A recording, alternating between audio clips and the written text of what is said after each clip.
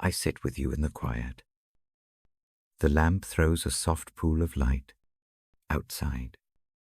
Sounds slow down. Inside, breath comes steady. I invite you to breathe with me. Let your body settle. Let your thoughts soften. This is a gentle hour. This is a gentle reading. I read from the Gospel of John slowly. I do not rush the words. I speak them as if laying them on a warm hand. The story begins before time. It begins with a presence that is steady and true. That presence is called the Word. It is not mere sound. It is life itself. Life that quietly pushes back the edges of darkness. Light that enters a room, wide open, but without bravado. It enters like dawn, patient and sure. I tell this as a picture. Imagine a room at night. The window is black. A candle is lit. Its flame is small, yet the flame holds the room. It makes the outlines of familiar things, a chair, a book, the curve of a glass. The light does not shout. It shows, this is how the Word comes gently, illuminating what hurts and what rests. The light is true to itself. The darkness does not take that light by force, but the light keeps shining. A witness steps forward. He is a calm voice in the night. He does not claim to be the light. His role is to point. He points to the light until pointing becomes a steady art. He is described as one who prepares the way. He points with humble hands. He points so that eyes tired from worry may look up and focus. His witness is not loud. It is faithful. I let the cadence of that witness settle on you like a soft blanket. The true light comes into the world. The world does not make room at first. Some faces turn away. Others do not notice. Yet there are those who open their hands to the light. They receive it. When a quiet hand takes hold, a new thing happens, a right to belong, to be called a child of the light. Belonging is not earned by frantic striving. It arrives with a gentle receiving. It is the kind of belonging that slowly changes how one breathes at night. It eases the shoulders. It loosens the jaw. It gives permission to rest. I picture a shoreline. The sea is calm. Someone walks there. They do not enter with noise. They walk in the soft edge where water meets sand. That is how the Word moves among us present. Present with small steps. People are invited to move closer. Some follow. Some hesitate. The invitation itself is tender. It does not demand a response. It offers presence. Grace appears quietly. Imagine the falling of late afternoon light through leaves. The pattern is gentle. It does not count failures.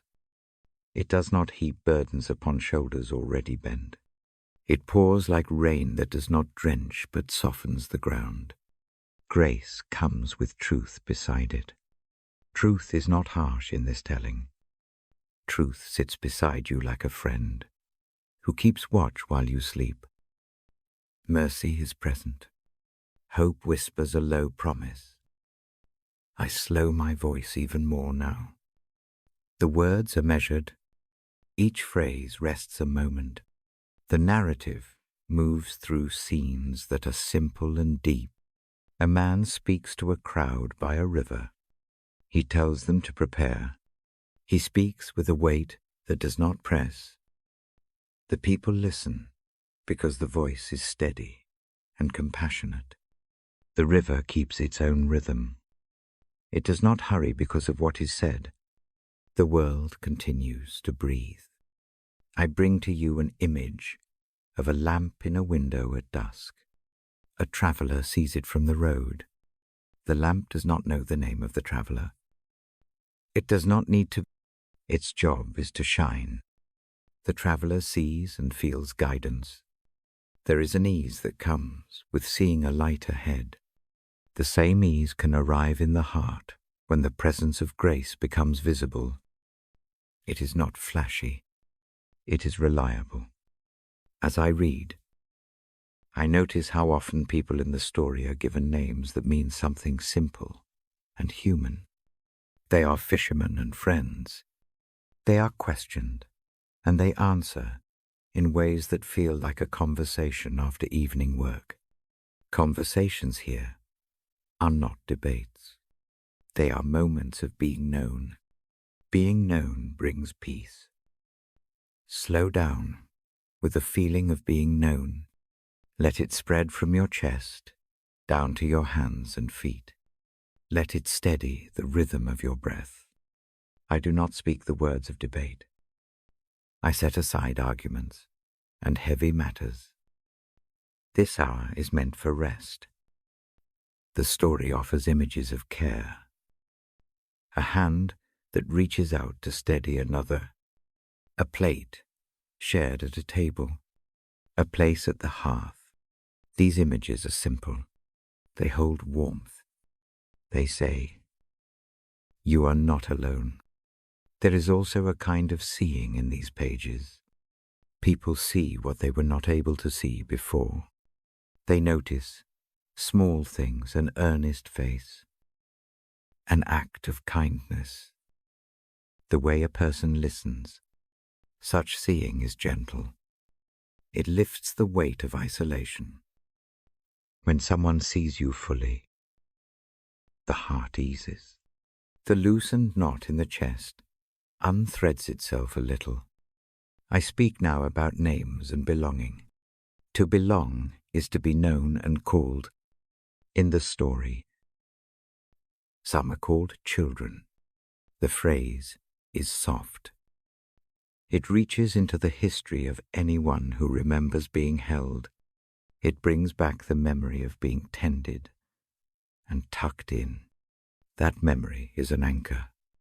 It is offered here as a real thing for the present night. If your mind drifts to worry, return to that memory. Let it steady you.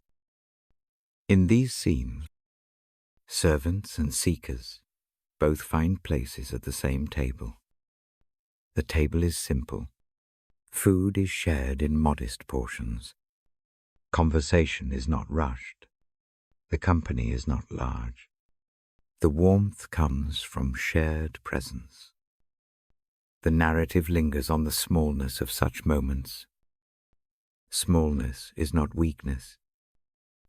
It is the space where tenderness grows. I keep my tone low and even. I paint images of light, of water, of a hand held for a moment. I return again to the rhythm of breath. Breathe in slowly. Count to 3 if it helps. Hold for 1. Release. Breathe in calm. Breathe out worry. Let the words fold over that pattern. If your eyes close, that is welcome. If your mind wanders to the day, allow it and then guide it back with a gentle thought, a lamp in the window, a hand on the shoulder, a table with bread. These pictures are like bookmarks. They help the story find you wherever you drift. The evening continues to hold its pace. I promise to read more in the next part. Tonight I leave you at a soft pause. The narrative is not yet finished. It rests like a hand on the latch of a door. There is work to be continued tomorrow. For now, take the promised rest. I end with a short invitation. Rest in the presence that has been described. Let the mercy felt here cover the small corners of the heart. Let hope like a steady light. Keep vigil. Let grace breathe over tired places. I will return with more gentle words. We will continue slowly, like one who walks a quiet path. Sleep with the comfort of being seen and called. Sleep with the calm image of light in the window. Good night for now. I will read again soon. I settle back into the quiet and open the next page. The lamp is low. The room breathes slowly. Outside, the world keeps its hush. I read as if lowering a stone into a calm pool. The ring spreads, then fades. The voice in the text walks along a shore in the early light. Imagine a morning mist over the water. Nets lie in soft loops on the sand. The men move with practiced hands. They mend what needs fixing. The sea holds its own rhythm. A call arrives that is not loud. It sits in the air like a gull resting on a post. It asks for company. It asks for walking in a new direction. The invitation is gentle. It does not demand a sudden leap. It says, "Come with me." The men stand. Fold their nets. Tuck away the weight of worry. They move without hurry. Each step is steady. The ground underfoot is firm. The boat rocks in an easy pace. The journey is neighborly. No great flourish precedes it. The sense is of leaving one small shore for another. The mind can follow that motion. Imagine stepping out of a heavy coat and into a lighter one. Feel the loosened shoulders. Let the sea scent cool the temples. Nearby, a village shuffles its own slow tasks. Someone carries water. Someone watches a baby sleep. Inside a low room, a fever burns. Friends come with careful steps. They lower a cool cloth. A hand rests on a brow. The touch is steady. Cooling comes like evening wind on hot coals. The fever does not disappear with a shout. It eases with time. The body learns to breathe again. The friends do not leave at the first sign of rest. They stay. Presence stays. The small acts of care, the cloth, the glass of water, the held hand become the shape of mercy in the night. I read of a place by a well. A person comes alone, tired from the road. The bucket dips and rises. Water is heavy and sweet. A conversation happens without sharpness. An offer of water appears as an image that keeps giving. Picture a spring that never dries. The cup in the hand is refilled. Each sip cools the mouth and steadies the step. Let that image sit in the mind like a warm cloth folded on the lap. Drink slowly in the imagination. Feel the cool travel down a dry throat. The need does not remain empty. The story turns inward to a small house. It is evening. The hearth is low. Someone kneads. Floor dusts, small fingers. The air smells faintly of baking. A pot simmers with simple barley and stewed roots. The company is not large. Hands pass bowls. A child laughs. Someone hums under their breath. The voices are quiet and kind. There is a plain generosity in passing cups and splinters of bread. No one asks for proof of worth. Everyone receives a seat. The circle holds no hurry. The pause between one story and another is long, like a prayer held in silence. I slow my voice and trace the image of a cloak being mended. The fabric is frayed from travel. A needle moves with a careful, steady rhythm. Each stitch draws pieces together. The work is not rushed. The mender knows the shape of the cloth and the person who wears it. There is tenderness in the little repairs. The stitched seam becomes a map of care. Consider how small stitches can strengthen a worn shoulder. Let that thought settle on the chest. The attention given to small things is itself a mercy. Along a quiet road. Someone walks with a limp. Neighbors notice and come close. They do not ask for explanations. They bring a soft cushion for the foot. They put oil where the joint itches. The help is simple and immediate. Relief arrives in the form of small supplies and steady hands. The world here is not indifferent. It leans in. This leaning makes a space where healing can take place. Healing often looks like rest, repère, and company. There is also a scene of teaching that feels like a garden lesson. A teacher sits and tends small seedlings. The words offered are not clever arrows, but plain guidance. The listener learns by watching how hands plant, water, and stoop to pull a weed. Learning in this hour is quiet, practical, and kind. It does not seek to overwhelm. Instead, it invite practice. The mind can hold one small thing at a time. Practice it like breathing. Breathe in the image of a seed, placed gently in soft earth. Breathe out and imagine the small green tip rising. I watch as people put down burdens that have settled on their backs for years. One by one, these burdens are set beside a path and wrapped in cloth. They are not taken away with a dramatic gesture. They are noticed, named if necessary, and then offered a place of rest. The relief is not sudden. It is patient, like a slow tide, pulling away small stones. The muscles are knit. The jaw unclenches. Allow the body to follow that rhythm now. Let the shoulders drop.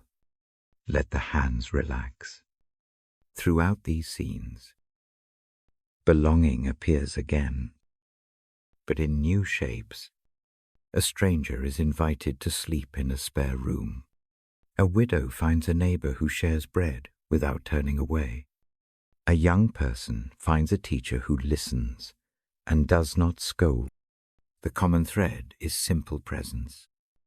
It is the kind of presence that does not require performance. It accepts the person as they are. Let that acceptance feel like a soft cloak placed over tired shoulders. I keep my pace low. I read of small miracles that resemble kindnesses. A blind gaze learns the map of a face. A voice that was thin with fear regains its steady pitch. A call to follow becomes not an order, but a companionable step. These events shape the night with quiet assurance. They ask for nothing but a willingness to receive. If resistance arises, allow it to sit without judgment. Watch it as you would a leaf floating on a pond. Now imagine a field at dusk. Someone walks through rows of low plants. They touch the leaves with care. The air cools. Fireflies begin to show like tiny lanterns. The steps slow. The person pauses and looks up at a sky that is neither bright nor harsh. The stars are soft, like dusted salt. The quiet holds both the earth and the sky. Breathe with that scene. Let the breath match the slow steps among the plants. Before closing this part, I fold the image of prayer into silence. The prayer here is not long.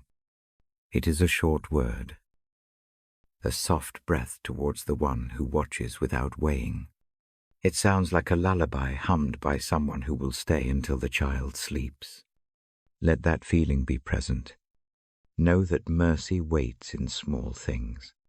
Know that hope is patient and steady. I close the page with a light touch.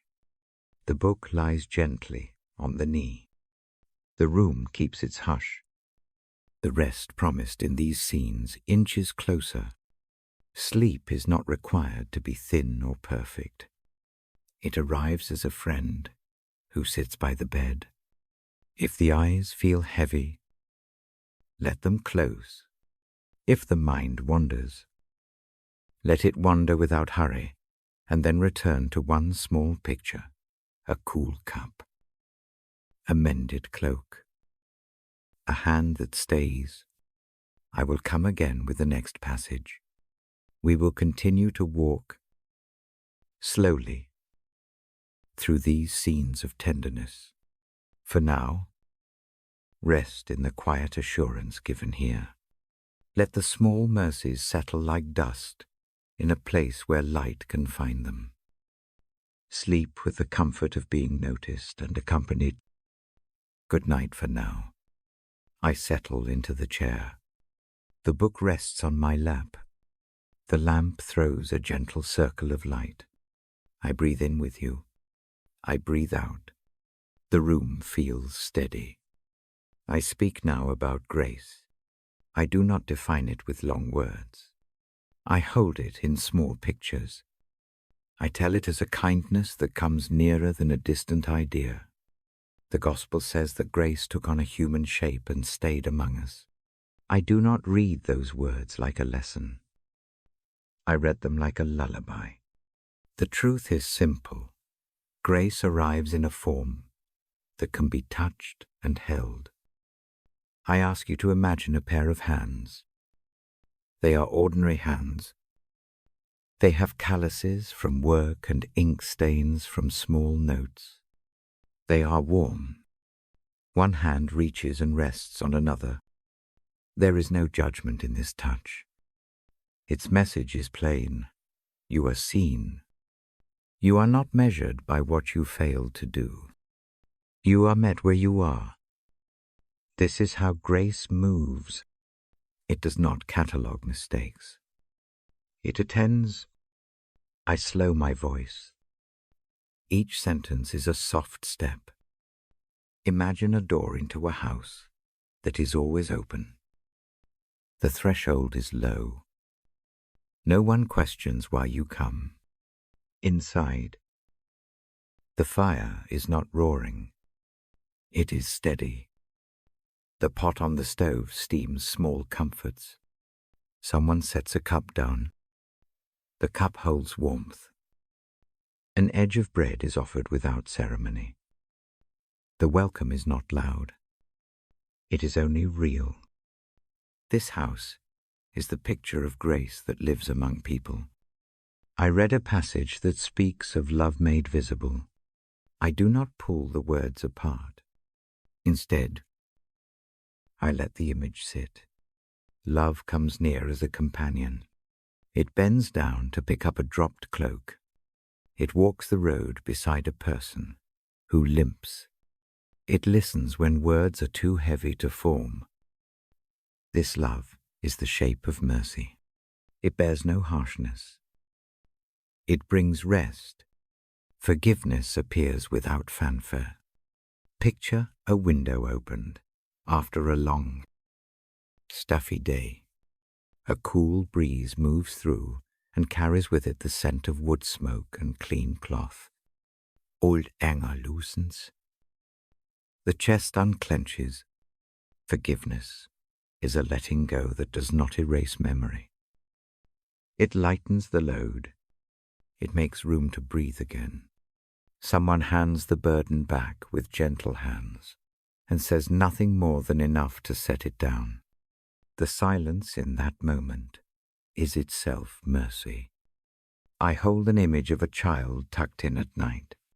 A parent smooths a blanket. The child's breathing becomes even. The parent hums a tune without words. It is not a song of instruction. It is a song of presence. Grace often sings like that. It is not always loud. It is steady. It keeps watch until sleep settles in. There is a man on a road carrying a pack full of stones.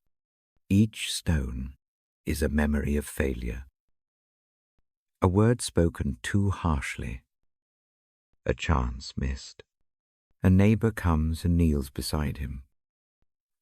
Together they open the pack. They look at each stone in the lamplight.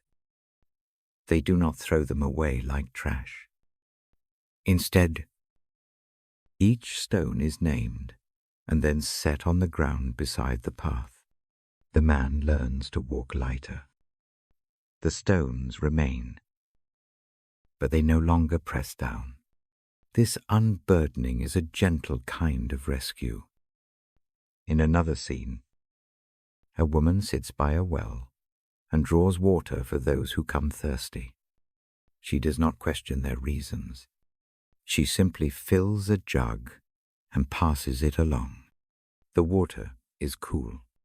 It has the taste of relief. People drink slowly. Their shoulders drop.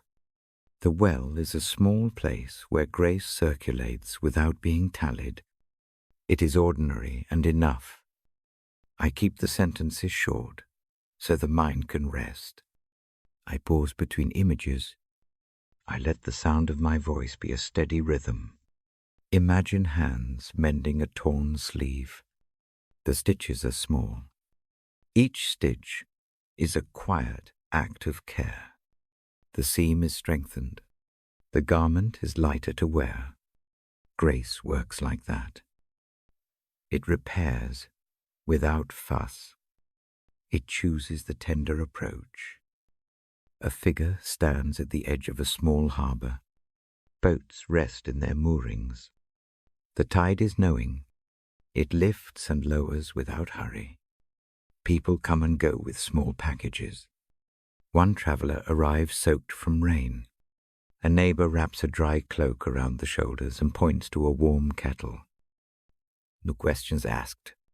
The harbor holds the traveler. The act is simple. It is enough. Harboring this way is grace in motion. Grace also looks like patience. I read of a teacher who repeats a small lesson for someone who has tried and failed many times. The teacher's voice does not grow sharp.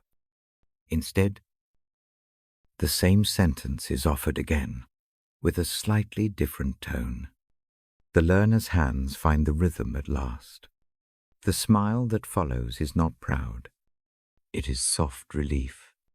Learning in this kind way is a mercy that lingers. I invite a small exercise now. Place a hand over the heart. Feel the beat there. Breathe slowly. Picture grace as a warm light that settles where the hand rests. It does not demand a change. It simply warms. Hold that warmth for a few breaths. Let it sink into tired places. Allow the breath to match that warmth. In this simple motion, a small peace grows. I do not press for sudden miracles. The story here says healing often happens through small things repeated over time. A neighbor brings soup for many nights. A child learns to walk after many falls. A sorrow eases with the continued presence of someone who will not leave. This steadiness is the work of grace. It knows how to wait. Mercy is present for those who fear judgment. It comes without a ledger. Imagine a courtroom where the judge lays down the gavel and instead offers a hand. The hand lifts another to their feet. There is no erasing of wrongs. but there is a change in posture. The person stands up without the weight that once kept them low. That is grace acting in the simplest way to restore the dignity that shame had taken. I read the pages as if I were feeding embers. I do not blast them into flames. I breathe softly on them. The coal warms. It gives off a steady glow. The glow lets someone see the path they had been avoiding. It gives an evening warmth that invites rest. Grace does not demand that brightness make everything visible. It suffices to show the next step. There are moments of quiet joy. A table is set for a small feast. Hands pass a plate. Laughter comes like small bells. These joys are gentle. They do not deny sorrow. They live alongside it. Like wildflowers growing in a field of grass. Enjoying them does not require forgetting. It requires opening the hands that hold the heart and letting delight come in small measures. I finish this part with a deliberate breath. The book closes softly. The lamp remains. The room keeps its hush. I promise to return with more reading. Tonight, let grace be the covering over the edges of thought that tangle in the night. Let it be the friend who sits without speaking until sleep arrives. Rest in the simple truth that love came near and stays near. It is enough. I will read again soon. For now, sleep with the feeling of a hand laid gently on the brow. Sleep with the ease of being met where you are. Good night. I open the page slowly. The lamp is very low. The room breathes with us. Outside, night keeps its hush. I read a line from John, not to argue, but to rest on the light of God shines through darkness. The words do not shout. They sit like a small fire on a cold night. They show a way forward. They offer a place to lay the head. The light does not erase the dark at once. It meets it. It finds the small cracks where worry slips in. It moves into those places with a gentleness that does not demand a sudden change. The dark remains in parts. The light settles where it can. Imagine a thin thread of dawn at the edge of a curtain. The thread does not pull the curtain open by force. It simply grows until the room remembers color again. That is the way this light works. It reveals the next step, rather than everything at once. I keep my voice low. I read in short breaths. Picture a lantern hung under an eave. Its glow falls on a wet path. Footprints become visible. Someone who came before has smoothed the path with small stones. The light shows those stones. Each one is a foothold. Take one step at a time. The path welcomes slow movement. Rest arrives inside the walking. There is a kind of rest that lives inside seeing. When a face lifts into the light, a soft truth follows someone knows. That knowing does not make all problems vanish. It simply changes how they sit in the chest. They lie down in a new place. Imagine an old coat folded and put on a shelf. It is still there, but it no longer weighs the shoulders. The light helps fold burdens into new shapes. I ask you to breathe with me now. In, hold, out. Let the inhale come in, as if it carries the lantern's warmth into the lung. Let the exhale release a small pebble of worry. Repeat this quietly. The rhythm becomes a small prayer, without words. Breath meets light. Light meets breath. Both are enough for this hour. Mercy moves like the light. It shows up in small gestures. A neighbor brings a blanket. A hand squeezes the shoulder for a moment and then stays steady. A quiet promise is kept in the night. These things do not solve everything. They make the heart a place where rest can take root. Picture the hand that steadies you as a steady flame that will not flicker away when the wind comes. Hope sits beside the light. It is not a flash of bright, impossible color. It is a steady ember that keeps watch. Hope tells the truth with softness. It reminds that day follows night. It does not force the night to go faster. It waits with patience. Imagine seeds under the soil. They do not announce themselves. They gather strength quietly. The light asks nothing dramatic. It simply attends to what will grow when the time comes. The text I read does not create pressure to explain. It offers images to hold. A window opens to a field, and the moon settles on the grass. Dew catches the small shine. Each blade keeps its own shape.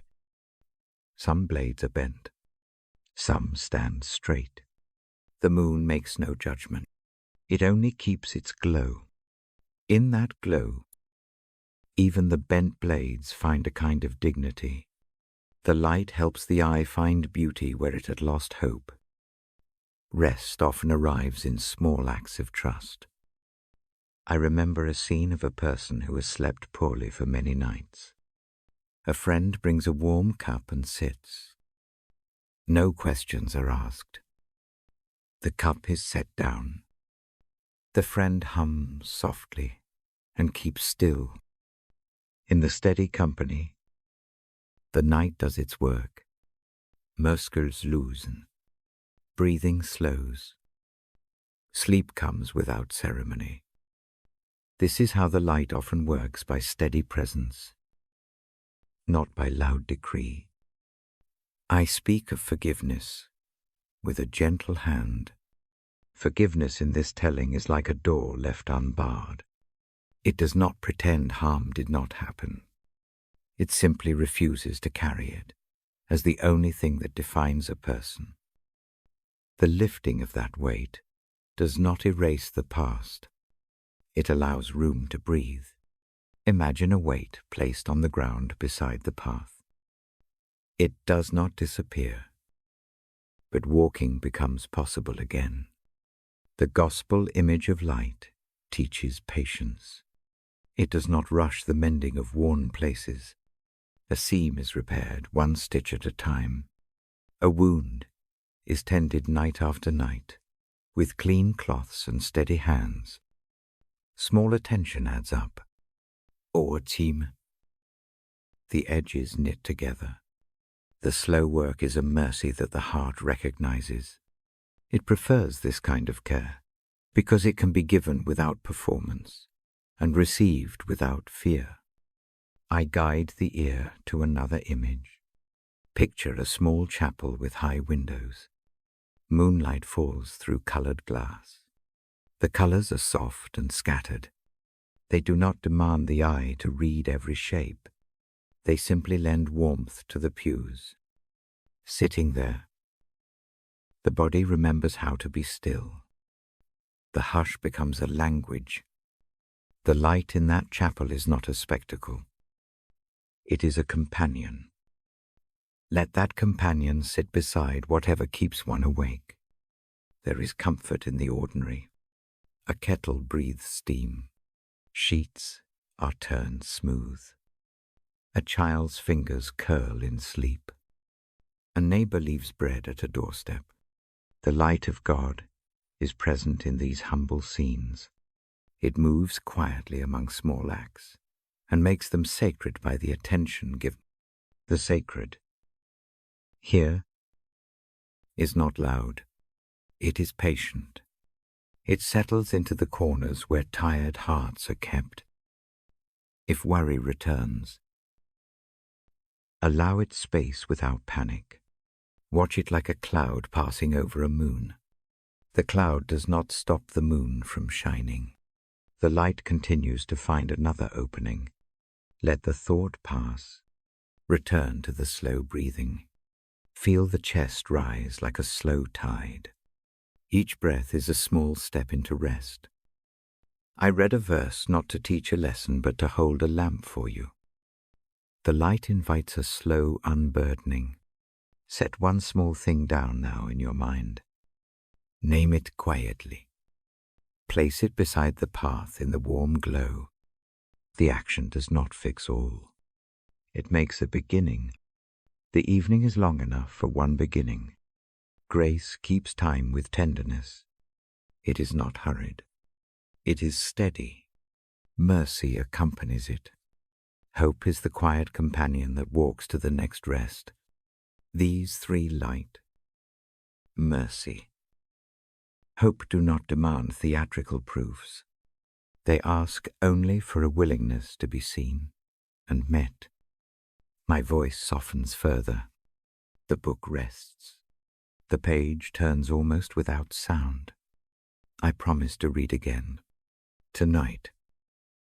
Let the light be the quiet presence that watches while sleep comes. Let it hold the edges of thought that fray in the dark. Let it lay a small hand on the heaviness and say nothing but presence. Be still. Breathe slow. Picture a steady glow across a low horizon. It asks no hurried answer. It keeps vigil. Rest in that keeping. I will return with another reading. For now, sleep in the company of light that does not leave. Good night for now. I sit with the book open on my knee. The lamp is a small island of warmth. I read slowly, as I always do. Tonight I bring a verse that many know. I do not argue about it. I let it rest in the ear, like a soft bell. I say, the sense of the verse. I speak of a love that gives. I do not press for debate. I unfold an image. Imagine a hand that reaches without demand. Imagine that hand putting itself between a person and a chill wind.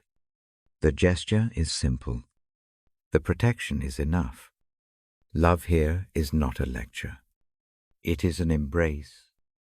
Picture an old cloak taken from a peg.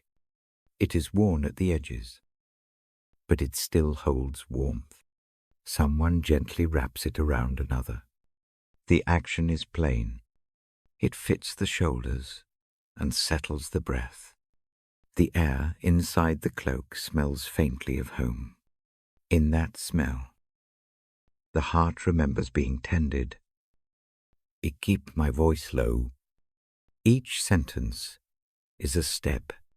Think of a child asleep in a small room. A parent leans close and lays a hand on the brow. The hand stays until sleep deepens. No great words are needed. The presence is what matters. Love often stays this way. It keeps vigil. I read the words into the quiet like a lullaby. They are not heavy. They offer assurance. The promise in them is like a lamp kept burning through a storm. You do not have to stand in the wind to see it. You can be inside a room and still feel the comfort of that steady light. Love gives. It offers life that was not required to be earned. Imagine a garden in late autumn. A gardener kneels and tucks in young bulbs. The bulbs did nothing to deserve planting. The gardener sees a season beyond the cold and prepares quietly. That preparing is like the love spoken of in the verse. It anticipates future warmth. I invite a moment of simple breathing. Place a hand on the chest if that feels right. Feel the slow beat there. Picture that beat being known. Picture another hand feeling it and holding it gently in the imagination. Let the warmth there be steady and kind. Inhale, calm. Exhale, worry. Repeat 3 times. Let the rhythm match the sense of being held. I speak now of sacrifice, but not as a harsh word. Think of a candle in a window. It burns and gives light. The wick shortens. The wax melts. The light is steady while the candle serves. The action is neither dramatic nor loud. It quietly fulfills its purpose. The scent left in the room is one of care. The story of love includes such giving. It does not take from others to make itself known. It gives freely. I tell of a road that leads to a harbor. Boats toss a little in the quiet water. A figure stands on the quay and calls softly. People come and moor their craft. No one is turned away. The quay becomes a safe place simply by being open. Love works like that harbor. Its openness creates room to breathe. Compassion appears in small acts. A neighbor brings a cloak in the rain. A hand steadies a trembling. Words are few. The look that accompanies the action says enough. Mercy moves in these small interactions. It is patient and immediate. It does not wait for proof. It reaches. I read about belonging. Belonging is not a trophy earned by merit. It is an invitation. A name is spoken at a table.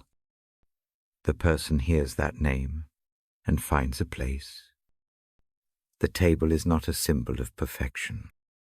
It is a place of shared bread and quiet laughter. The invitation to sit down is the kindness of love made practical.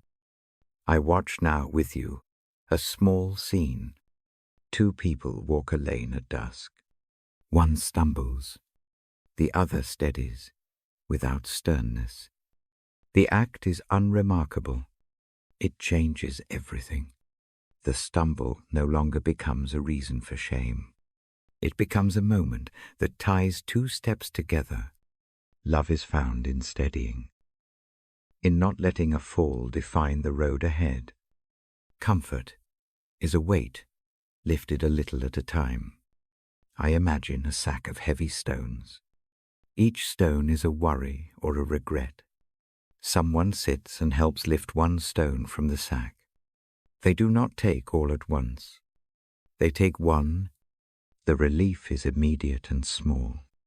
Over days, the sack grows noticeably lighter. That is how this love works. It does not erase history. It helps carry what cannot be left behind. I speak of sight gained slowly. A person who has been clouded by grief begins to notice color again. The noticing is not sudden. It comes through a hand that points to a flower, a bowl passed with soup, a gentle remark. Eyes that had been fixed on pain start to look around. The world becomes a place that can hold more than sorrow. Hope blends with love. Hope here is not a rush towards certainty. It is a steady belief that tomorrow will not be left empty. Think of a river that does not stop at the first stone. It flows over and around, carrying water forward. The current does not leap. It persists. Love and hope persist together. The pair makes a path through weariness. I read the verse not as an argument, but as a shelter. The language is not complex. The shelter is simple and steadfast.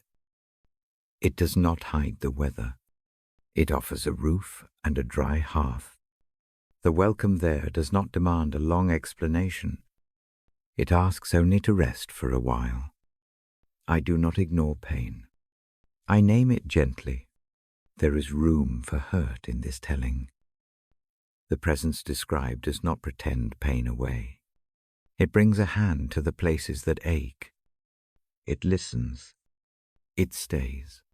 The staying is often the full measure of mercy. Presence matters more than words. I invite one more small exercise. Close the eyes if that helps. Imagine a warm shawl draped over the shoulders. Its texture is soft and familiar. The weight is not heavy. Let the shawl remind the mind that being loved is not performance. It is a steady fact. Breathe in the image. Hold it. Let it sink into the shoulders and the jaw. Forgiveness in this scene is not an erasure. It is a reordering. Imagine a map with a crooked line.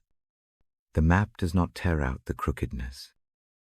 It adds a new route that makes travel possible again. The reordering does not erase the past. It opens the future. Love often opens rather than removes. I remind the ear that these words are for rest. They are not a manual. They are a lullaby shaped like promise. The voice is quiet because mercy does not need to shout. The message is certain because love persists. That persistence is the most gentle of anchors. I will read more in the next part.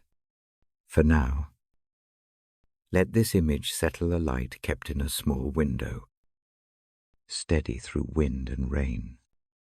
Let the heart rest under that light. Let the breath slow in its company. Imagine a hand that reaches without counting cost. Let that imagined hand hold the breath steady until sleep comes. I close the book softly. The lamp keeps its warmth. The room breathes with a softer pulse. Rest in the embrace that does not leave at the first hour. Sleep with the quiet promise that love gives life and keeps watch. Good night for now. I will return soon with more gentle words. I settle into the same chair. The book rests where it always does. The room breathes slowly. My voice finds a low, familiar tone. Tonight I open to a verse that speaks of peace. I do not set it like a lecture. I lay it down like a soft cloth. The passage tells of a peace offered as a gift. It is not the tidy, temporary calm the world sometimes hands out. This peace is deeper. It moves beneath the surface. It is given so that beating hearts can find a steadier rhythm. I read the words slowly. Each line is set down like a pebble dropped into still water. The ripples spread and then ease. Picture a small pond at night. The surface is glass. A willow leans close and its leaves touch the water like fingers. There is no rush. The moon hangs small and steady above. If a leaf falls, the pond does not panic. The circle it makes is quiet. The pond keeps its calm. Let that image sit for a moment. Imagine the breath matching the pond's calm. In, out, in, out. Peace comes the way late summer comes. It does not barge in. It arrives with a warmth that loosens a tight shoulder. It does not erase the memory of storms. It simply makes room for sleep again. Think of a quilt that is old and patched. It holds the shape of many nights.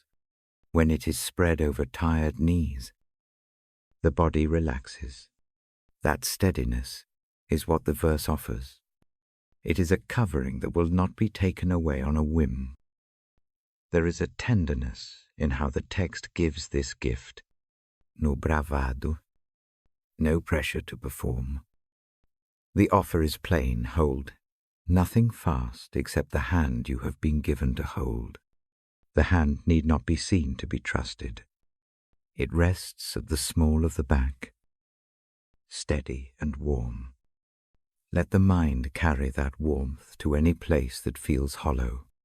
Close the eyes if it helps. Picture a small room with shutters half closed. Outside, a breeze moves through the trees. Inside, the curtains move a little and then settle. The sound is a hush. Sound and silence meet, and nothing rushes the joining. The hush makes a pocket where thought can come to rest. Allow one worry to float into that pocket and dissolve. Do not force the dissolving. Watch it soften on its own. I speak now of fear without making it a large thing. Fear sometimes feels like a knot at the throat. The verse asks simply that the knot be held gently and not tightened. Imagine a hand at the knot. It does not pull more tightly. It unwinds a loop, thread by thread. The process is slow. It is patient. Let the hand do its work. The knot loosens. There is a sound I like for this hour. It is the creak of an old rocking chair that moves with a measured pulse. The chair does not hurry. It rocks and returns. The pattern soothes. Match the body to that motion. Let the spine bend and release with the chair's unseen rhythm. Each small sway eases a muscle that has been clenching. Peace also looks like a field at dusk, when footsteps grow quiet. Someone walks along a narrow path. They do not rush. Their steps are simple and sure. They notice small things, the scent of damp earth, the flash of a moth's wing. The mind, allowed to notice in little increments, stops hoarding alarm. It no longer expects catastrophe at the next turn. Walking slowly teaches the heart to trust the ground beneath. There is mercy wrapped up in this peace. Mercy is not loud. It is like a hand setting down a heavy bundle and sitting for a time beside the one who carried it. No reassessment, no tallying of worth, just company. Let that company be imagined now. Someone sits in the quiet with no counsel to give, only presence to share. Presence is an action that steadies. If thoughts intrude with lists and anxieties, do not scold them. Picture them as clouds passing over the face of the moon. The moon does not fight the clouds. The moon continues its quiet work. The clouds thin or thicken, and then move on. Observe one thought. Name it softly. Let it move. Breathe in. Breathe out. The breath becomes a small liturgy of releasing. I speak the verse not to test belief, but to place a hand on a restless chest. The language promises a peace that settles like cool water in a dry place. It is not a removal of all trouble. It is a companion for trouble. The word gives a steadiness so that the next small thing can be taken in hand. It gives courage that is not loud. It is the courage to wait. A useful exercise now. Place a hand over the heart. Feel the rise and fall. Count a slow rhythm of breaths. Let each inhale be 4 counts. Hold 1. Release for 5. The longer release lets tension move out with the breath. Imagine each out-breath taking with it a tiny weight. Over a few breaths, the shoulders lower, the jaw loosens, the skin around the eyes relaxes. Small freedoms follow small changes. There are nights when the mind will insist on replaying sharp scenes. When that happens, choose a gentle picture to replay instead. A narrow lane, lined with stone walls. A cat curled on a doorstep. A bowl of warm soup passed between two hands. Small scenes like these hold the mind without demanding dramatic transformation. They are mile markers on a slow route toward rest. The gift of peace reaches into everyday tasks. Washing a cup becomes a simple act rather than a job to be mastered. The warmth of soapy water on the hands is immediate and plain. Let the senses anchor in such small acts. Taste, touch, and smell are faithful aids in returning a scattered mind to the present hour. I read also of courage that gentles. It is not bluster. It is the steadiness of one who, in the middle of night, chooses to listen rather than command. Listening holds the other, like a bed holds a sleeper. The verse's peace acts similarly. It does not shout. It keeps watch. In that keeping, fear learns to lower its voice. Forgiveness and peace travel together in this text. Forgiveness does not deny the hurt. It makes room for the hurt to breathe and then to lighten. Imagine two hands that have been clenching a bitter coin. Those hands open and set the coin on the ground. They do not erase the imprint left by holding it, but the fingers are free again. Freedom grows in small degrees. Peace measures out those degrees like steps. As the night deepens, imagine a slow, steady light in a distant window. It is not blinding. It is enough to read the face of the person nearby. Let that light be the promise of presence. Know that the peace being given is not fragile. It does not depend on perfect silence. It holds in the messy spaces as well. I promise no instant cures. The text does not promise a quick fix. Instead, it offers a companion for the night. Use the next hour to practice small steadinesses. Keep to the breathing. Hold to gentle pictures. Allow the rhythm of the room to sink in. Let the body find a posture that feels safe and restful. Finally, receive this peace is a gift given freely. There is no accounting required. The heart need not prove itself before rest arrives. Open the palm of thought just enough to let the gift be placed there. It will not be taken back for lack of demonstration. It will sit, quiet and real. I close the passage slowly. The book settles. The room keeps its hush. I will come again with another reading. Tonight, rest in the steadiness of the gift. Let it keep watch with the same patience it brings. Sleep with the quiet knowledge that peace has been given and is available now.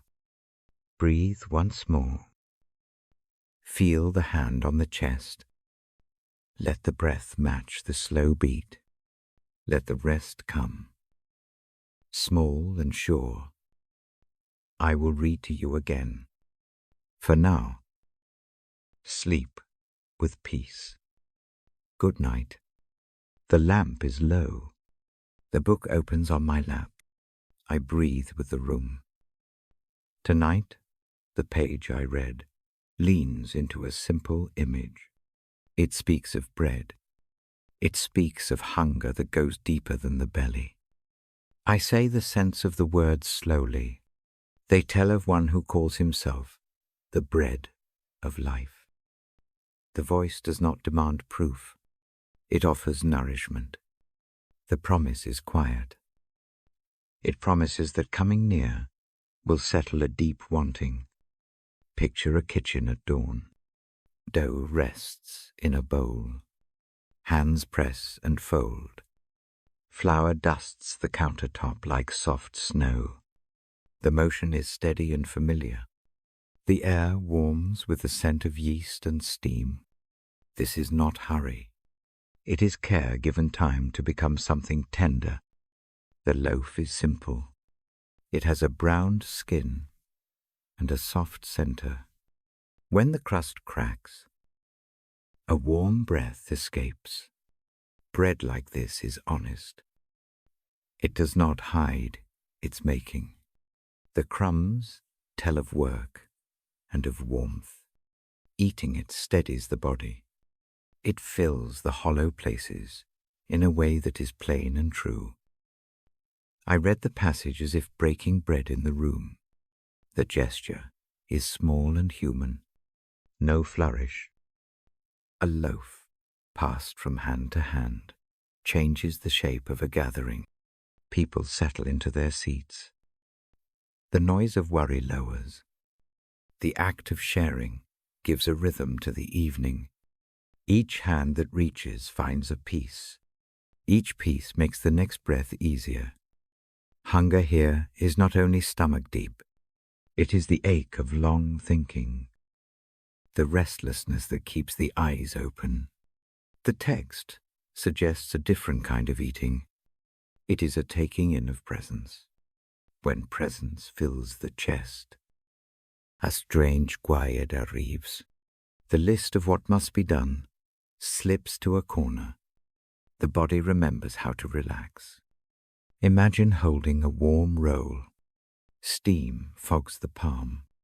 The taste is plain salt. Grain. A mild sweetness of baked wheat. Taste it slowly in the imagination.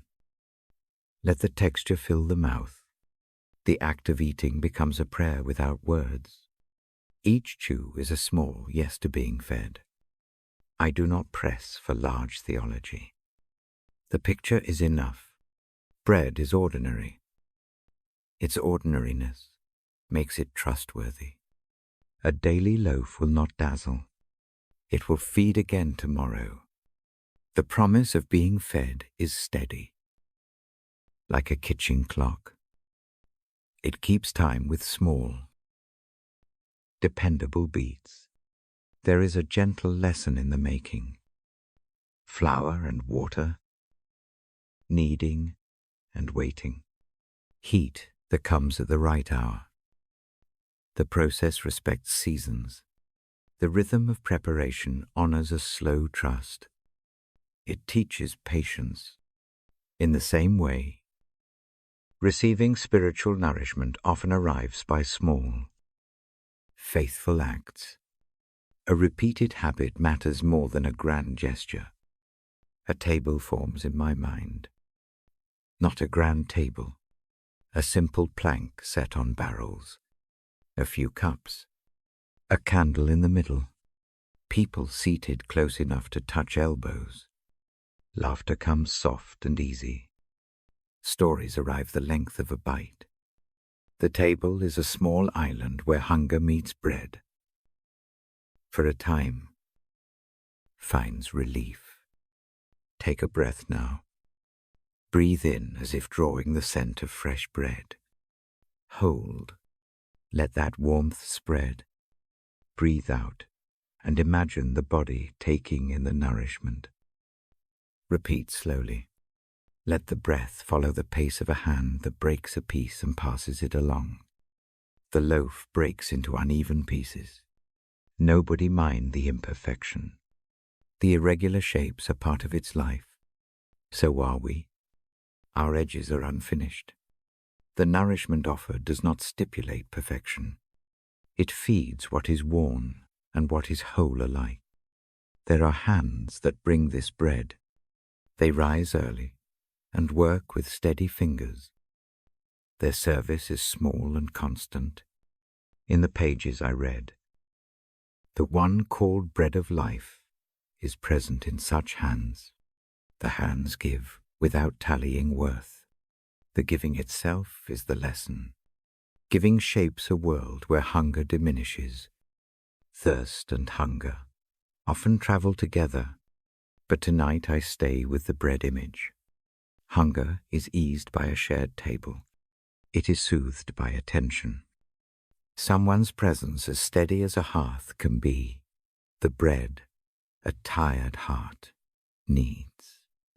Presence in silence can be as filling as words. Comfort follows the feeding. The belly warms. The mind loosens its grip on sharp edges.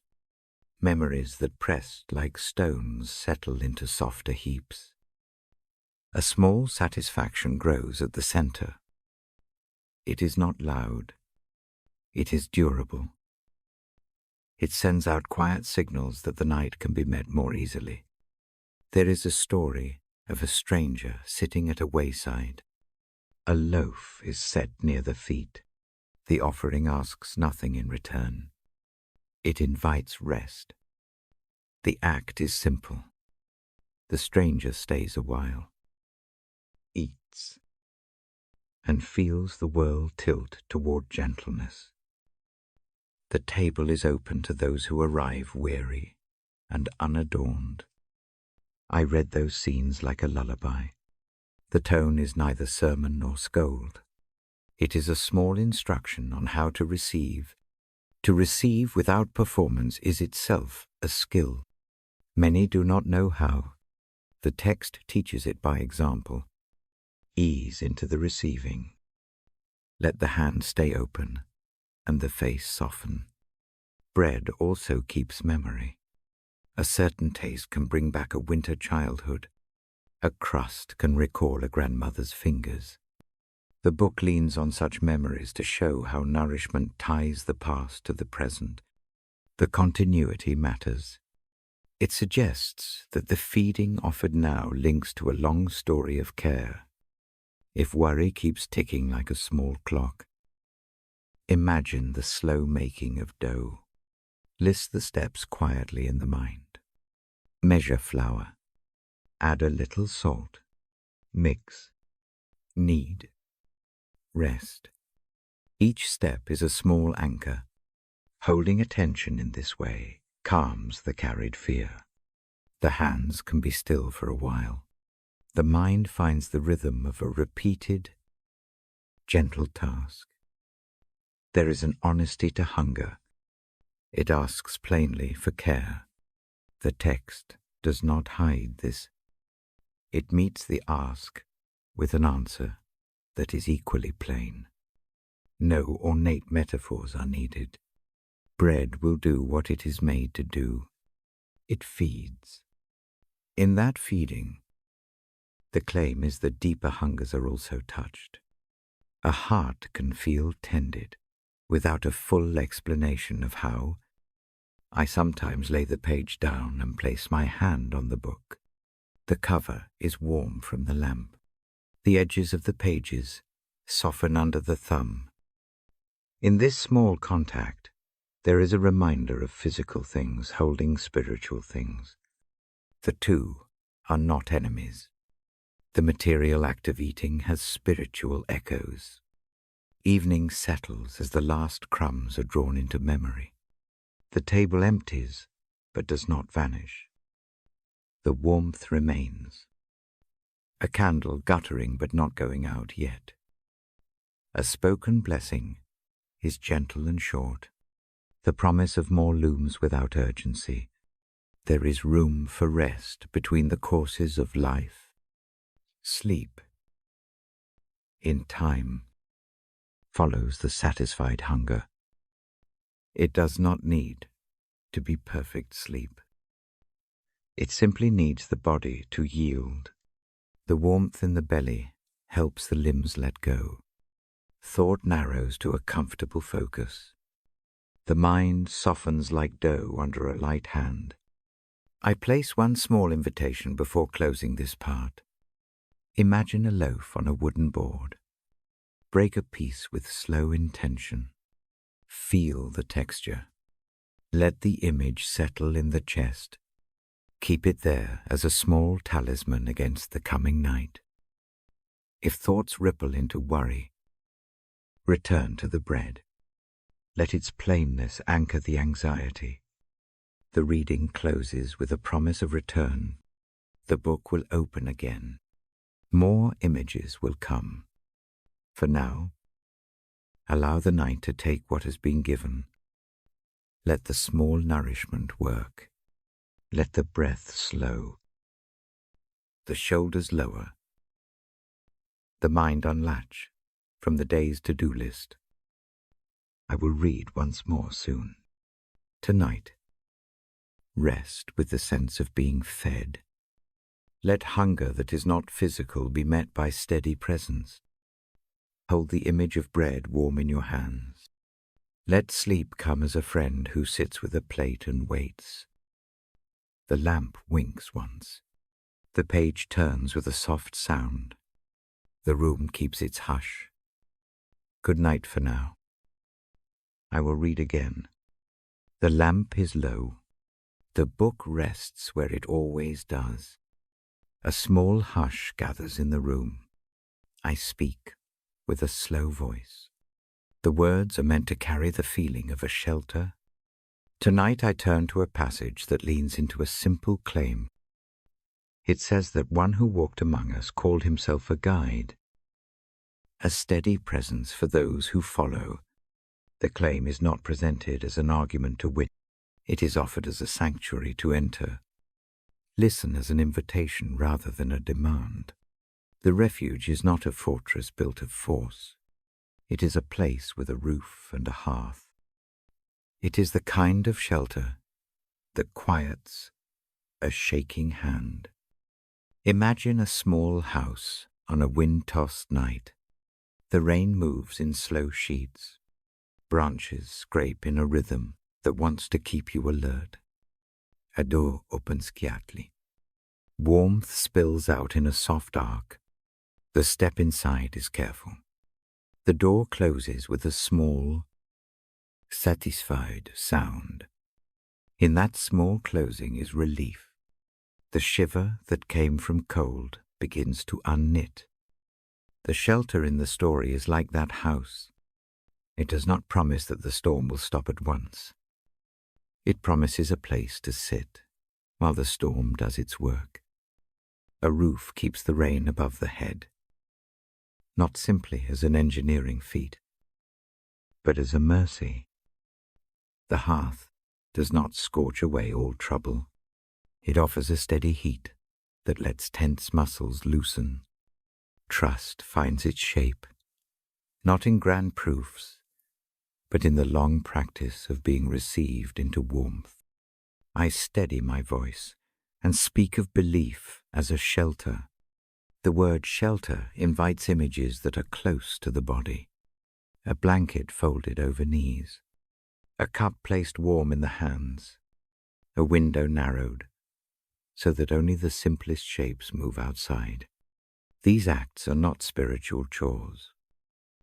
They are faithful gestures that teach a heart how to rest. If doubt presses like a draft at the door, do not be startled. Doubt is a visitor that many houses know. It slips under thresholds and taps at panes. In the quiet of faith, doubt is not expelled with harshness.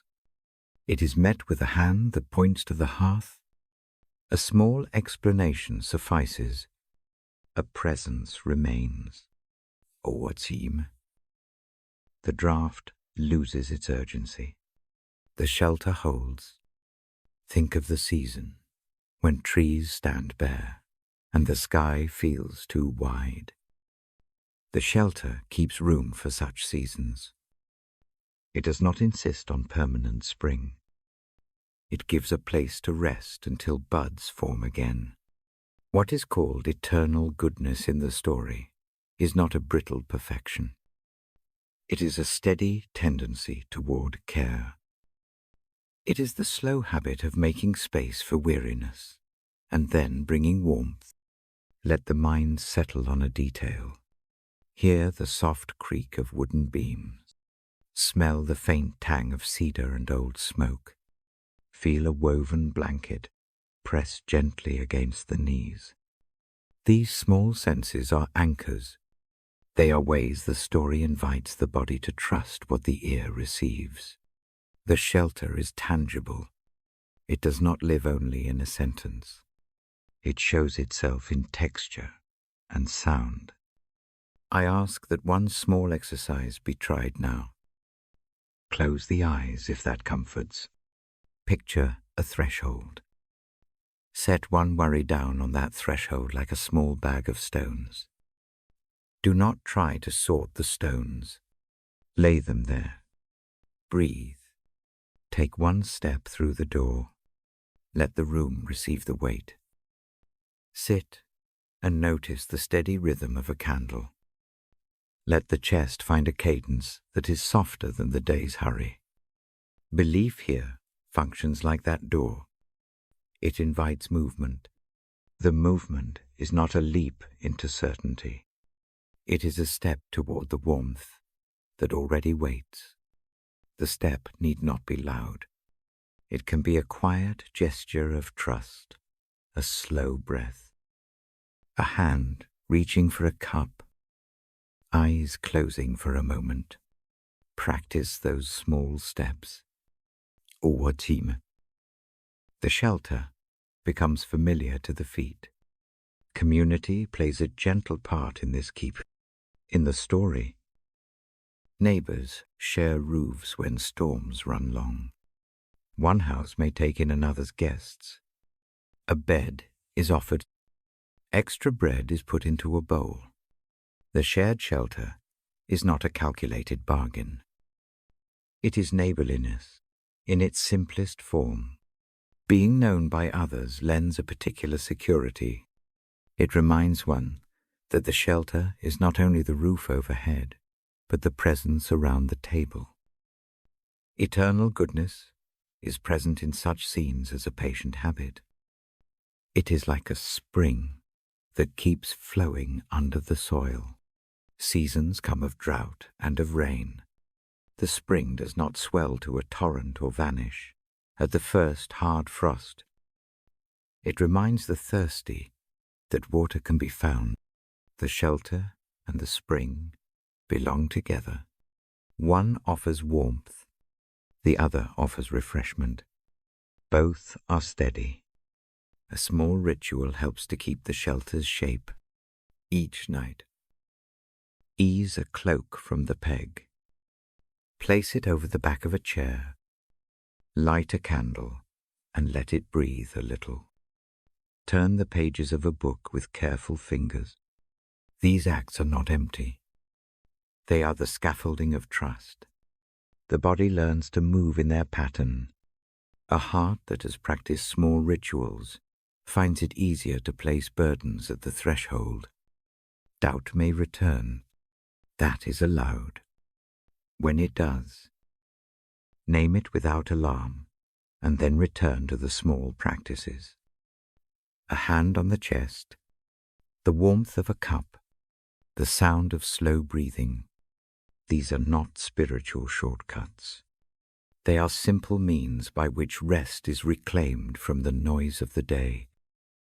In the passage I read, "The promise of guidance is like a steady beam in the night. The beam points the way to the shelter. It does not scold those who have walked elsewhere. It calls softly again. The call is a comfort rather than a command. Those who accept the call find themselves not in a stranger's keep, but in a home where a name is spoken and a place at the table is set.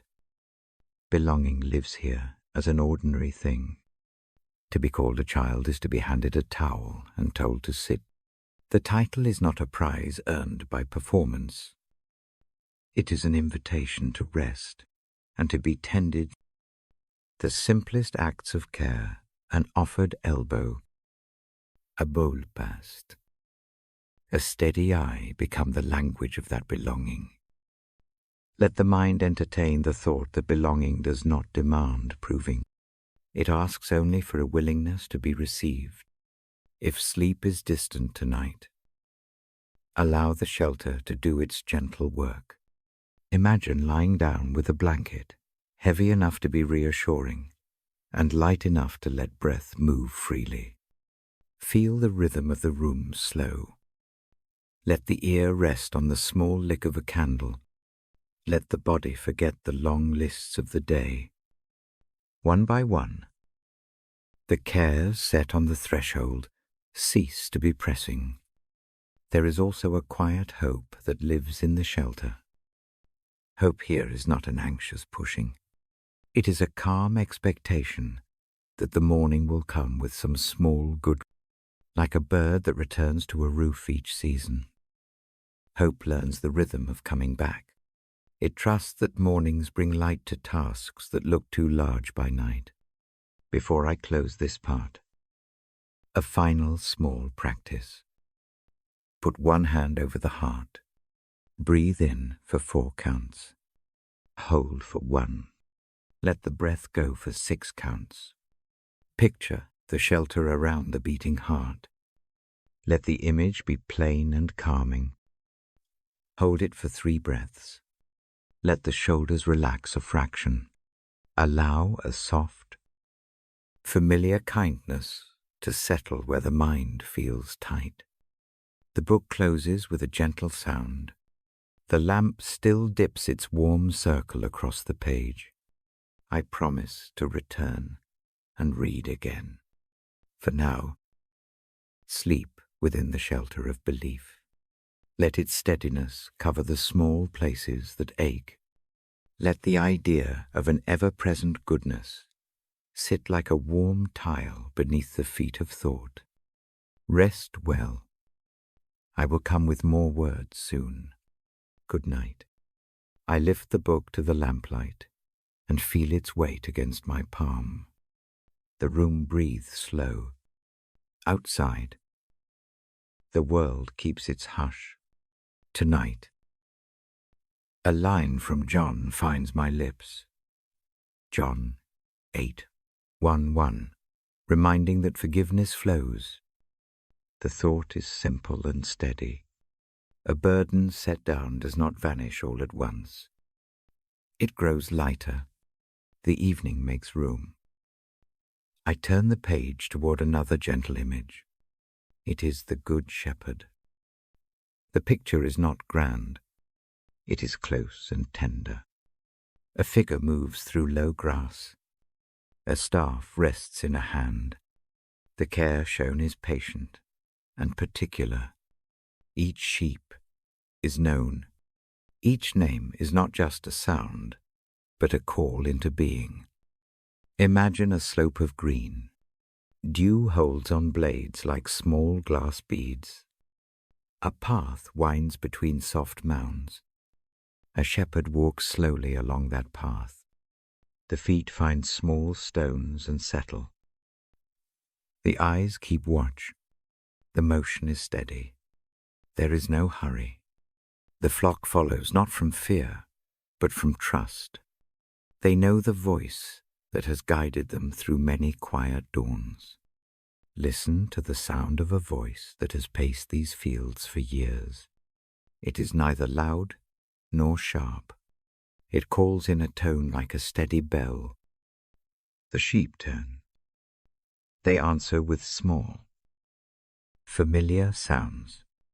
Home is not far when a known voice calls. The voice is not demanding. It invites. Invitation opens the way for rest. A lamb strays now and again. Night falls. Fog folds over the ruts of the track. A wolf may prowl at the edge of sound. The shepherd does not scold the lamb for wandering. The search is immediate and tender. A lantern is lifted.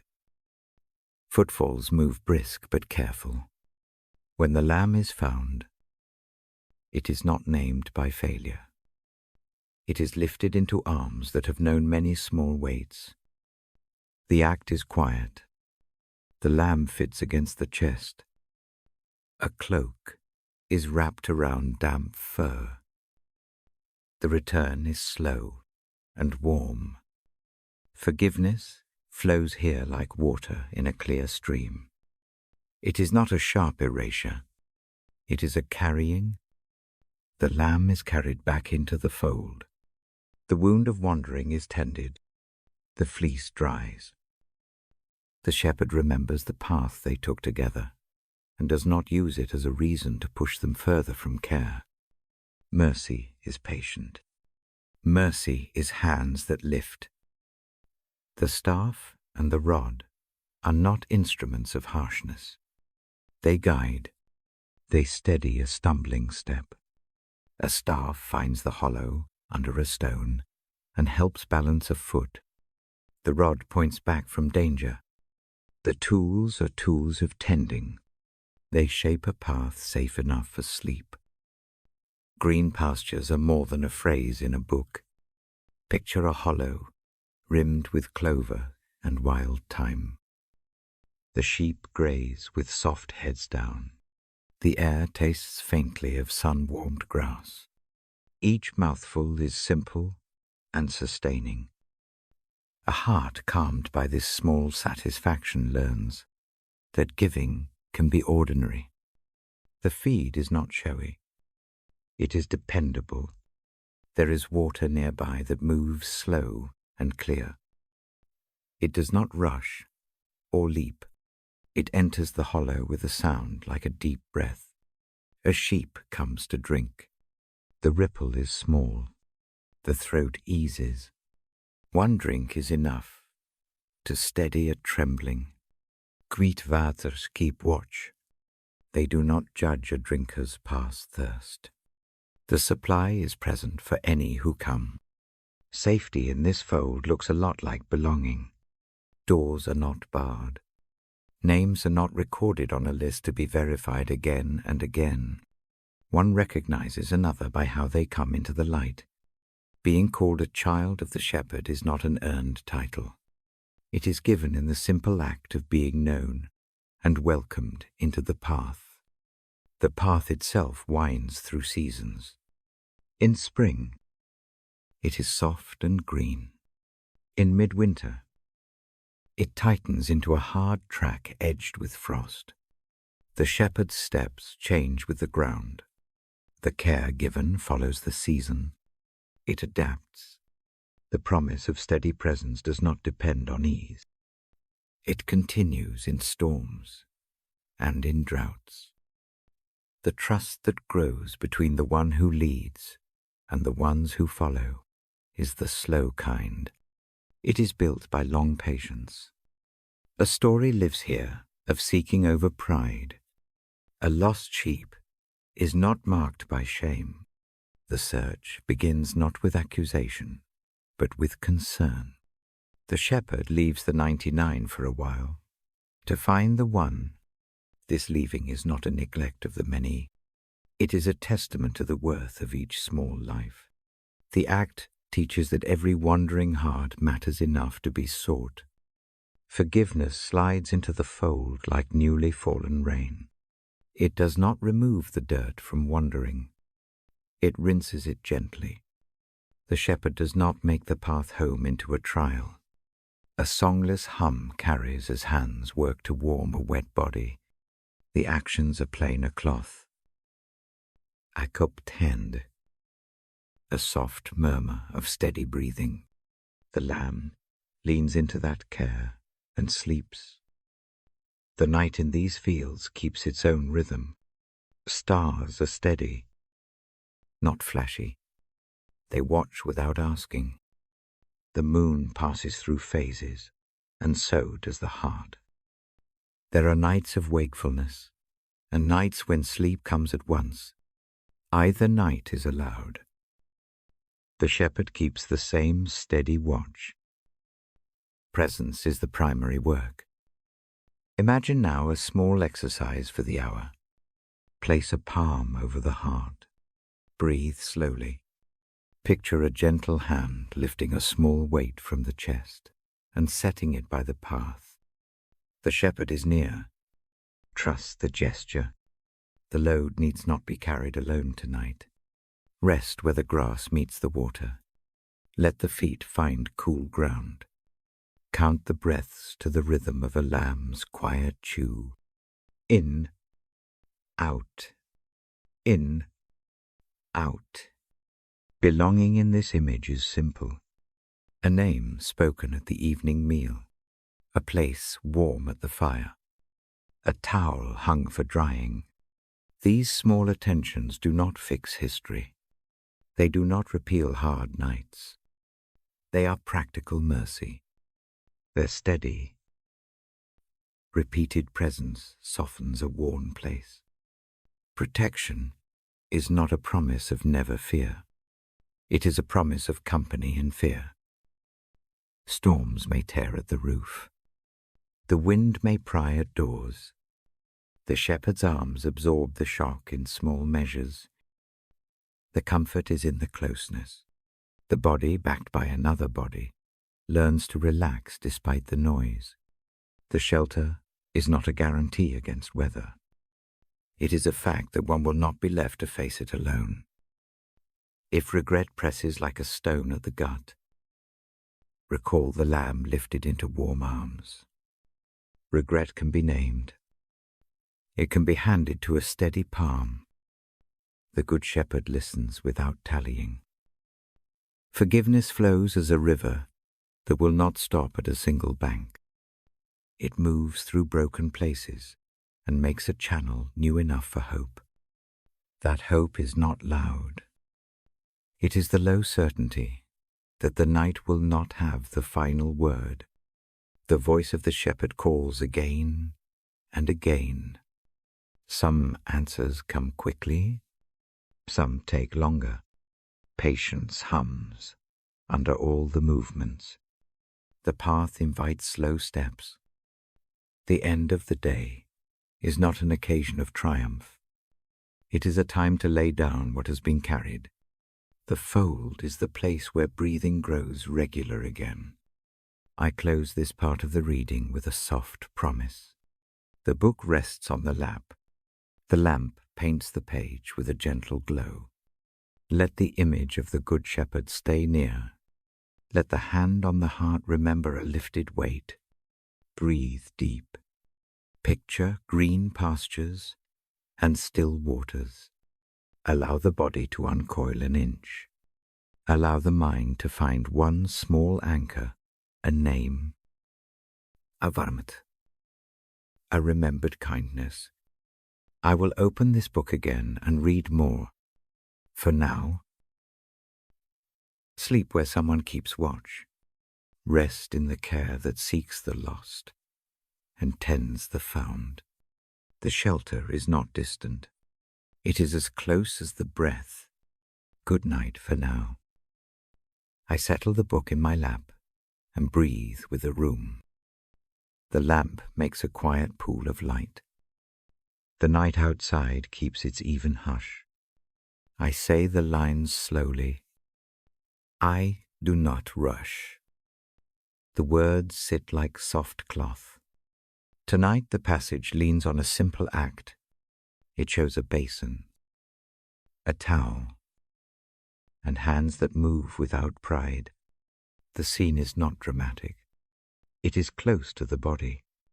A leader stoops and cares for feet. The motion is small and steady. It asks nothing but a willing hand. I read that the lesson given then is new in its tenderness. It is not about rules or performance. It is about how to live among one another. The command is not a rope that binds. It is an invitation to wash, to dry, to meet the other at the place where weariness shows. The work is humble. Its power is quiet. Imagine a doorway. After a long road, feet are dusted with travel. A basin waits on a low stool. Warm water, steam rises in thin threads. Someone kneels and pours water over tired souls. The touch is careful. The towel is gentle. There is no questioning. The gift is plain relief for a foot, care for a body. In that small exchange, love takes shape. The new commandment in that hour is like this: love by serving. The phrase needs no trumpet. It asks for hands to move toward need. It teaches that leadership can be a bowing down. It shows that strength can be the choice to stoop. The heart learns to measure service by readiness, not by display. I slow my voice further. I want the image to settle. Think of a table later that night. Plates are simple. People have come as they are. Hunger is quiet, not desperate. A hand reaches across and steadies a cup. Someone shares a portion without asking who earned it. The sharing is ordinary and close. This is how the command lives in ordinary rooms. There is a particular kindness in washing feet. It addresses the grit no one wants to speak of. It meets the small shame that comes from being tired and vulnerable. A towel laid over shoulders says more than a tidy apology. It says, I see you at your most ordinary. I will not let you stand alone. Forgiveness passes through such hands like water. When a servant touches the feet of a neighbor, old sharpness dulls. A memory of a harsh word does not vanish, but it changes when met by a hand that cares. The act is not a magic eraser. It is a mending practice. The wound is washed with attention. It drifts beneath patient fingers. I invite a short breathing anchor. Breathe in slowly as if drawing warmth from that basin. Hold one soft count. Breathe out and imagine a towel taking away a small ache. Repeat twice. Let the breath match the motion water and drying. Leaning and rising, the body learns a gentler rhythm. Service here is not performance. It is a posture. It chooses to notice what others carry. A collar frayed from work, a shoe with a cracked strap, a voice that trembles when asked to speak. The attention given to small needs is the language of the command. It does not require a proclamation. It needs only hands that will move. I read of a moment later when the ones who have been served are asked to do the same. The circle widens quietly. Each person learns that being lifted is also an invitation. To lift. There is no hierarchy left. As a weapon, power becomes a tool for tending. This reorders life gently. It makes room for dignity, where shame once ruled. Imagine a village lane. A child trips on loose stones and tears a knee. Neighbors come not to scold, but to sit. One takes a cloth. Another helps steady the child. Another hums a tune that has no words. The wound is cleaned. A bandage is set. The child learns that falling will be met by hands, not by cold distance. The new commandment lives in this quiet tending. The ethic of service reaches into the night in small ways. A lamp is taken down a corridor to find a sleeping person who is ill. A cup of broth is made without questions. A blanket is tucked around someone who shivers. These acts do not demand an answer. They are given because the need is plain and urgent. Love does not wait for permission when the night is long. If pride rises as a guard, imagine it dissolve under the towel. Pride feels the cool of water and chooses to be useful instead. The act of kneeling is not humiliation, but a reorientation. It teaches the feet and the hands that worth is measured by how one meets another at their low place. The lesson is radical in its simplicity. I speak of fear and how service calms it. Fear tightens shoulders and narrows sight. A simple reaching hand loosens the tension step by step. The world seems smaller when someone sits close. A conversation need not be clever or long. A steady presence, a shared silence, a basin quietly passed, are enough to disarm much of the anxious heart.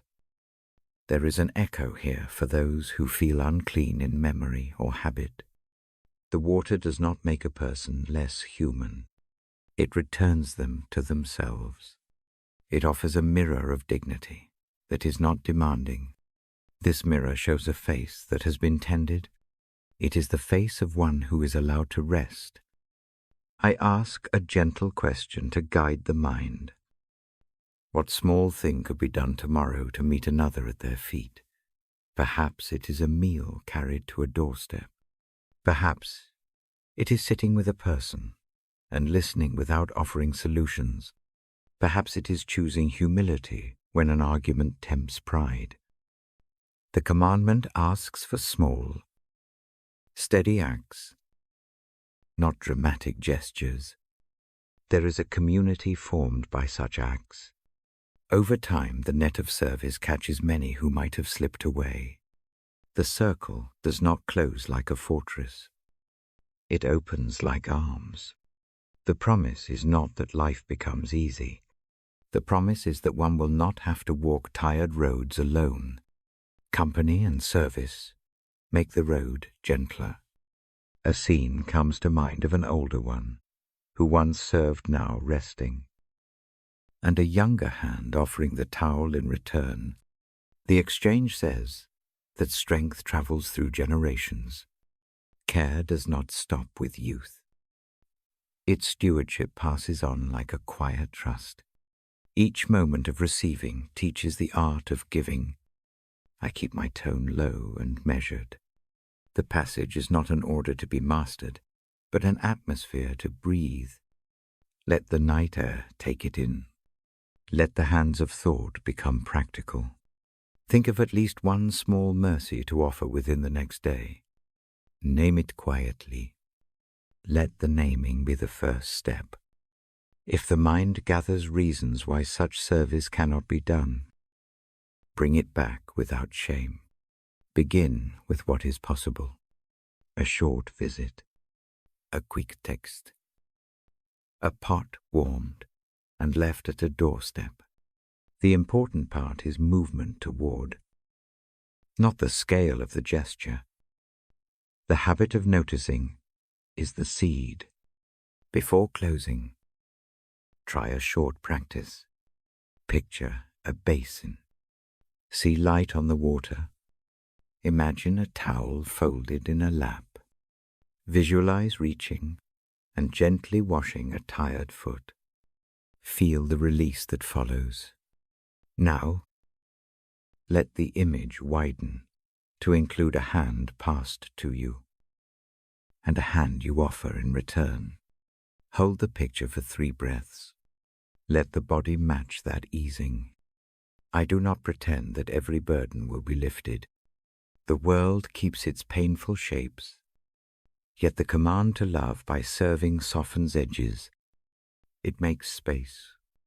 It brings a different kind of night, one where hands are busy with care instead of clenched by fear. The act of service, practiced over time, becomes a refuge for both giver and receiver. As the lamp burns lower, I place the book down with care. The page rests. The room keeps its hush. The evening has a new charge. Now, small acts of service as the body of love. Let that idea be a companion into sleep. Know that mercy moves in ordinary motions, and that the worn feet of the world will be met by hands that will not turn away. I will open the book again and read further. For now, fold the command into the night, like a towel laid over a lap. Let the breath slow with it.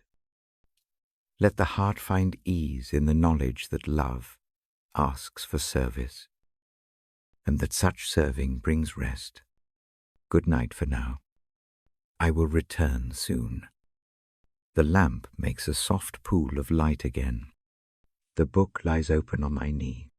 The room breathes slow. I speak in a low voice. I read a promise that comes like a hand laid gently on a weary head. John tells of another presence that will not leave. He calls it a comforter, a companion who stays. I do not recite words like a lecture. I let the idea sit like warm tea. Imagine a small room with the window cracked just enough to let in a cool, steady breeze. The breeze moves the edge of a curtain. It does not force the curtain wide. It simply comes in and keeps company with the night. The comforter arrives much the same way. It slips into the quiet places. It does not shout. It stays. This presence is not distant. It draws near to the places that ache. Picture a hand that finds a shoulder in the dark and squeezes once. The squeeze is not a command. It is a sign you are not alone. The comforter lives in that kind of sign. It arrives as company before words can be formed. It is near in the ache of loss and in the hush after a long day. The promise in John offers several quiet tasks for this companion. One is to teach, not in thunder, but in small lessons. Imagine a teacher by a window who points to the seam of a quilt and shows how to mend it. The lesson is plain and careful. The comforter brings such patient teaching. It reminds the memory of what was said and guides hands to do what must be done. When the mind feels scattered, the teaching is a single thread that can be followed. Another task is to remind. Memory dims in the dark. The comforter acts like a lamp placed on a low table. It does not relight every scene. It shows the way back to one small truth at a time. Perhaps it brings to mind a kindness received, a verse that steadied the heart, a face that smiled when hope was thin. These small remembrances are enough to change a night's atmosphere. There is also a help in weakness. When words fail, the comforter breathes with the one who cannot speak. Picture a river that carries leaves and small twigs. It takes what is fragile and moves it along. In the same way, when speech stumbles or the heart cannot find a voice, the comforter prays in the quiet. The prayers are not elaborate. They are like a current that knows where to go. The help that comes is tender and wise. Guidance appears in subtle ways. It is less a map that shows every turn and more a hand at the wrist that guides one step. When choices loom like forks in a dark road, the comforter settles something in the chest. The settling does not remove freedom. It simply makes one foot want to move in a certain direction. The guidance favors clarity over pressure. It gives a calm that makes choosing easier. The comforter is also a comfort through grief. Grief is heavy and long. The presence that comes sidles close rather than trying to fix the sorrow. Imagine someone sitting beside a bed where a person sleeps fitfully. The sitter does not speak much. Their mere presence is a kind of balm. The comforter is like that sitter. It does not pretend to banish the night. It offers steady watch. Community is touched by this presence. 2. It flows in and among people, knitting small threads of patience and forgiveness. When neighbors gather and old hurts surface, a quiet that draws breath comes down. Words come softer. Hands find ways to pass a cup without clutching. The comforter is not an abstract idea at that table. It is the calm that allows a shared meal to be more than food. It becomes reconciliation in small acts. The work of the comforter is often gentle persuasion. It does not coerce the will. It invites it. Imagine a path edged with lanterns. Each lantern throws a pool of light that makes stepping feel safer. The presence calls the feet by offering light at each step. The invitation is patient. It waits when the feet do. There are practices that let this comfort settle deeper. I invite a small exercise. Place a hand over the heart. Breathe in slowly as if drawing a quiet presence into the chest. Hold one soft count. Breathe out and imagine the out-breath carrying away a small worry. Repeat 3 times. With each breath, picture the comforter sitting like a warm ember in the center of the chest. Let the heartbeat find a new cadence. Another helpful image is a lamp in a window for a traveler. The lamp does not beckon loudly. It only shines.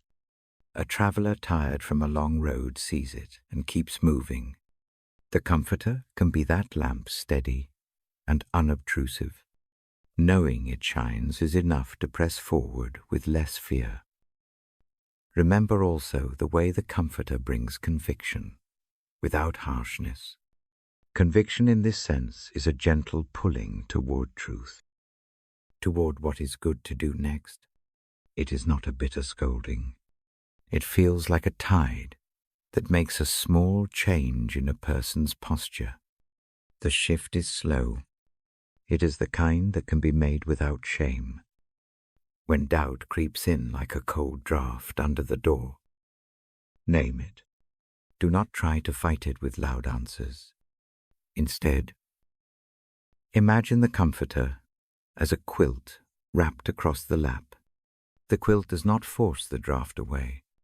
It makes warmth where the draft was sharp. Wrap the doubt in the quilt for a while. Notice how the cold eases. The presence of warmth need not answer every question. It refuses to let fear hold the night alone. The comforter also helps memory and testimony. It brings to mind what must be said and shapes how it is said. Imagine a person called to speak at dawn. Their voice is thin with sleep. A quiet thought surfaces and steadies the words. The speaker's eyes meet another pair of eyes, and a truth is passed between them like bread. That passing is the comforter's work. It makes witness gentle and certain. There is a small way this presence joins sorrow and joy. It does not balance them like scales. It lets them sit together on the same table. Picture a table where one plate holds bread and another holds a folded cloth, soaked with tears. Both are present. The comforter sits and makes room for both. Where sorrow has been raw, a quiet resilience grows. Where joy feels timid, the presence gives permission for a small smile. If rest is the aim of this hour, the comforter is a companion who lays beside that aim. Let the body find a loose posture. Let the jaw unclench. Let the shoulders lower. Breathe with the slow rhythm of the night. Picture the comforter as a soft light in the chest, a warmth under the breastbone. It does not demand proof that you need it. It is simply there to keep company. Before I close, a brief invitation to practice receiving. Close the eyes if that comforts. Picture a simple scene where someone sits across from you with a small cup of tea. No questions, no lists, only the willingness to be near. Let that gesture be an image of what the comforter offers. Receive it as you would a cup in your own hands. Let the warmth spread. The promise in John is not given as a riddle. It is offered as kindness. It says that another will come who will remain. That remaining is the gift. The comforter is not a sudden spectacle. It is a steady presence in the thin and the tender. Rest in that promise tonight. I will return to read again. The book will open. More images will come. For now, let the thought of a companion who steadies your breath and remembers your name sit near the heart. Let the hand on the chest feel that presence like a warm note. Breathe slowly. Sleep with the calm that you are not left alone. Good night for now. I will read to you soon. The lamp is low. The book rests on my knee. I open to a passage that sits like a warm vine across a trellis. The picture is simple. A vine. Its branches. A gardener who knows each shoot. I read this not to explain, but to let the image settle in the ear. Branches cling to the vine. Life runs through their thin stems. They do not carry life on their own. Connection keeps them living. The thought comforts. It asks only that the hand on the stem be gentle and steady. I slow my voice. The room breathes with the same measured rhythm. Imagine a vine in late spring. Leaves lift soft and small. New tendrils reach out and curl. The growth is quiet and patient. Morning light touches the green. Dew rests like a hush on each leaf. The scene is ordinary. Its ordinariness makes it trustworthy. A gardener moves between rows. The touch is careful. Hands separate a weak shoot from the strong. Fingers trim what clogs the path. The pruning is not a punishment. It is a shaping toward health. When a limb is trimmed, space opens. Sunlight reaches places it could not before. The air moves through the leaves. The whole plant breathes easier. Pruning often scares the mind. The act looks sharp at first. In the quiet image, it becomes an act of kindness. A careful hand sees what blocks fruit. The cut is a choice to care. Over time, the plant bears more because of that small, hard work. The slow patience of the gardener becomes a steady mercy. Fruit appears in time. Small green rounds at first. They grow, round and sure. In silence, they do not shout their arrival.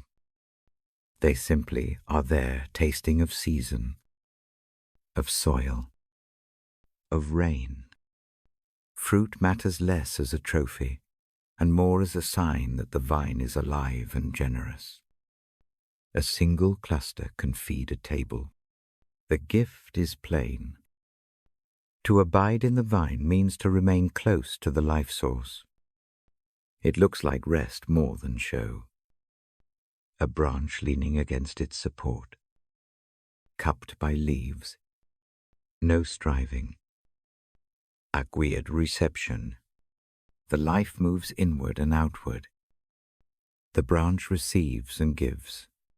Its labor becomes fruit without frantic motion.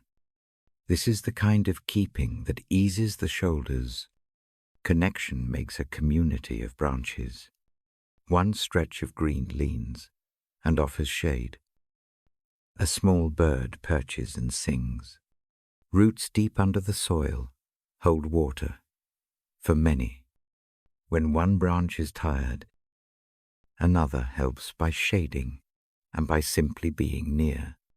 Belonging here is not earned. It is a condition given by the vine and the gardener, who tends it. Sometimes the mind will imagine being the weak shoot. That worry is welcome as a fact to name. The vine does not reject fragile growth. The gardener bends to see the small bud. A soft tie supports the shoot. A stake keeps wind from snapping the tender stem. Help arrives not as a lesson, but as a hand. In that support, growth finds courage. I offer a small practice. Close the eyes if that helps. Picture a vine overhead.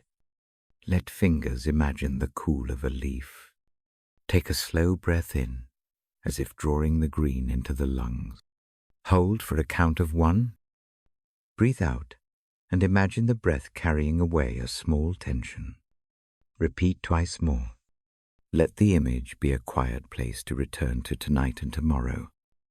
The vine's life travels through thin channels. These channels remind that dependence is not weakness, but the way living things thrive. A branch that tries to be whole apart from the root grows brittle. A steady inward flow keeps tissues supple. The metaphor speaks to real tiredness. Rest is a way to reconnect. Sleep is part of abiding. It is not a failure to sleep. It is part of the vine's rhythm. Pruning also means letting go of habits that choke.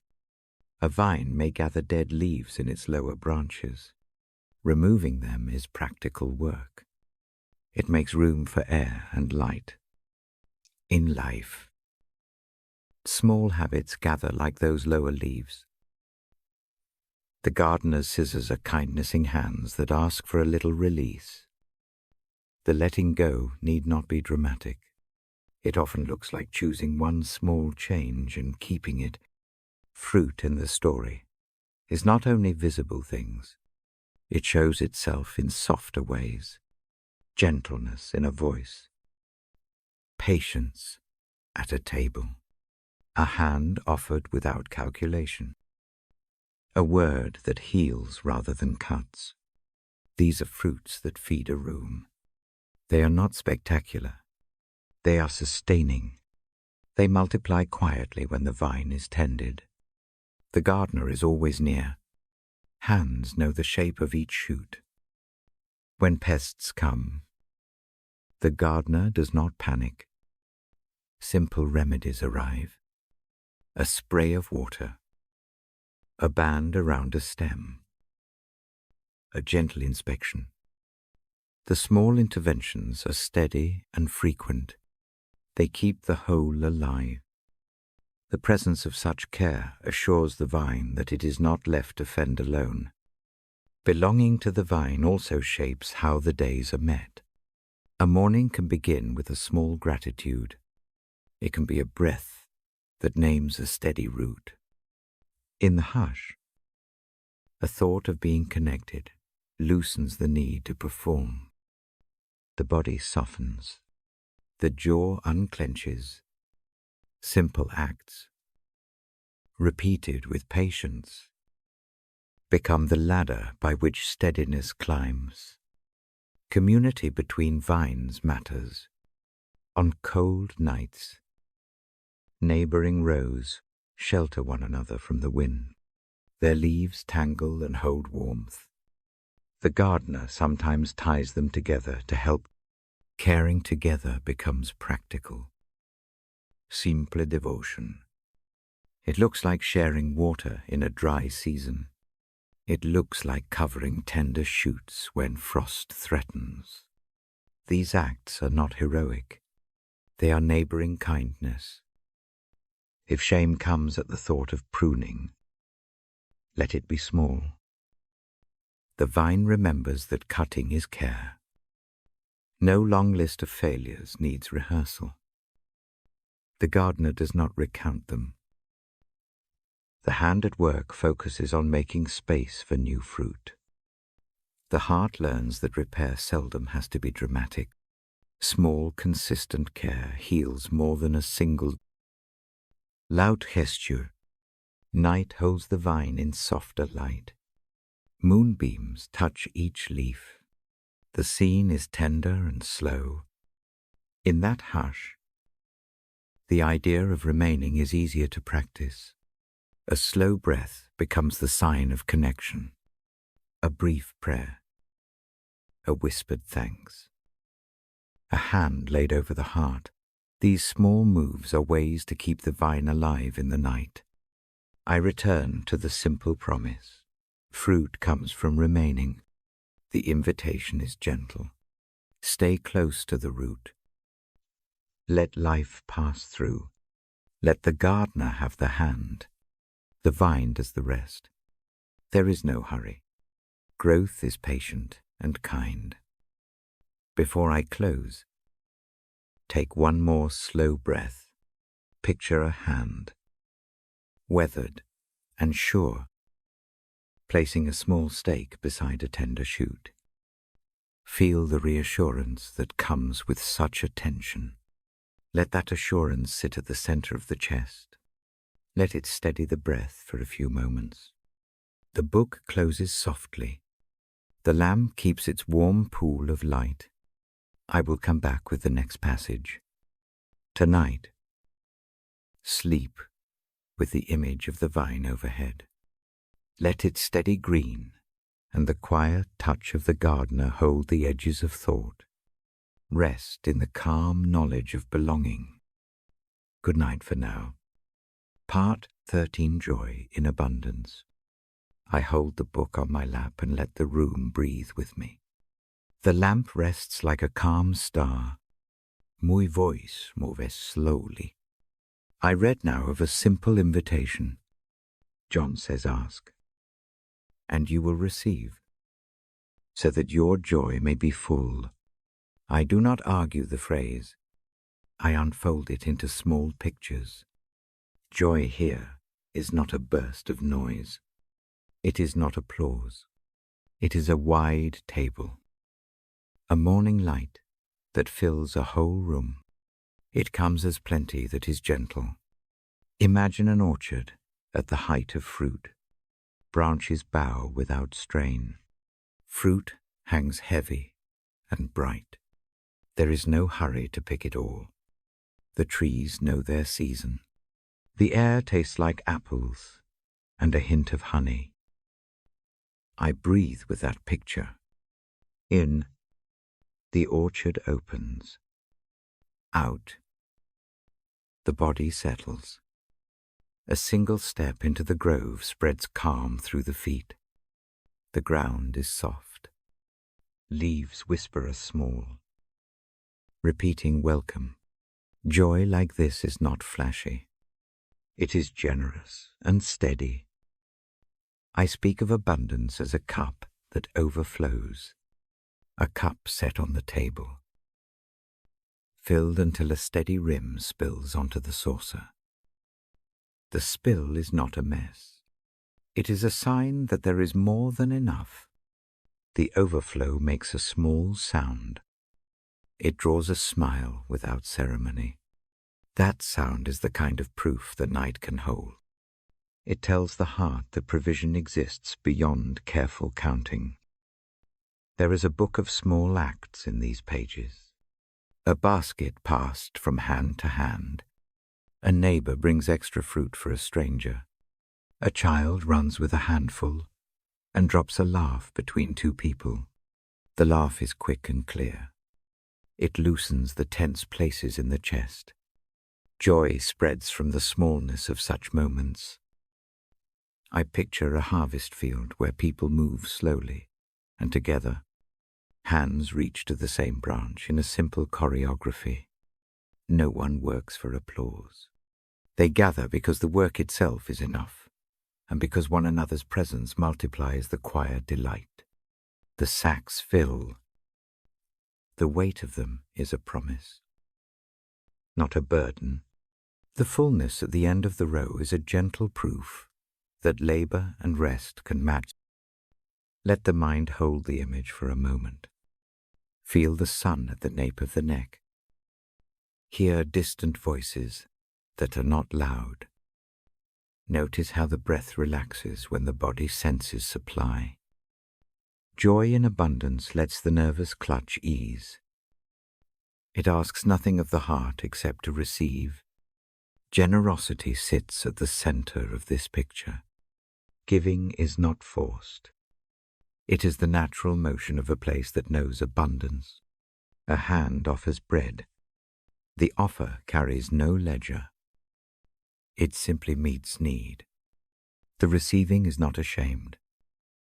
The heart that takes breathes easier. The act of giving and taking becomes a ritual of tender recognition. I bring a different image now. Picture a table set simply under a wide sky. Lamps hang low. The plates are plain. Food steams without pretense. People lean close. Conversation is soft. Names are spoken like invitations to belong. The company is as nourishing as what is on the plate. Joy grows in the space between one person and another.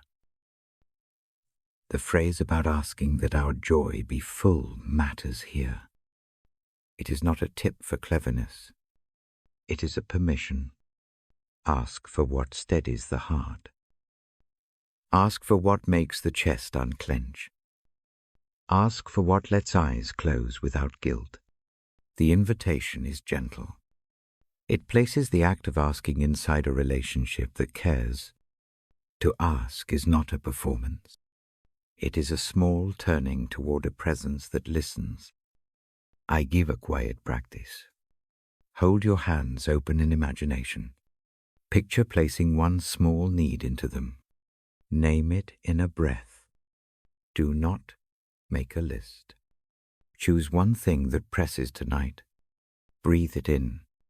Breathe out, and imagine the hands receiving the small thing and setting it into a larger storehouse where care is already kept. Let the mind stay with that image for 3 slow breaths. Joy also grows by remembering. Small memories act like steady lights along a path. A laugh from years ago, a kindness once received, a soft look that said, "You are kept." Let one small memory rise. Now, hold it like a warm pebble. Feel its weight in the palm of thought. The memory does not erase present troubles. It simply becomes proof that joy can be real again. There is room in these scenes for the ache that lingers. Abundance does not blot out sorrow. It widens the table enough to include both joy and ache. A pot set on the hearth may warm a cold hand, even as grief sits at the corner of the bench. The two can sit together. The light on the table does not ask the grief to be smaller. It offers warmth beside it. I read of a winepress in a quiet valley. Grapes are gathered and pressed. Sweetness flows slowly and is kept for later. The pressing takes time. It is not violent for its own sake. It is the gentle industry of season and patience. Joy, collected in such a way, is not sudden.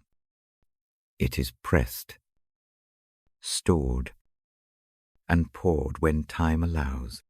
The rhythm feels safe. Childlike laughter helps the picture breathe. A child splashes at a shallow brook and forgets the list of adult things. The sound rings and reframes the hush. It breaks the small spell of anxiety. To hear such laughter is to remember that joy can be simple and spontaneous. Habitual joy is not shallow. It is a cultivated capacity to see and to enjoy small delights.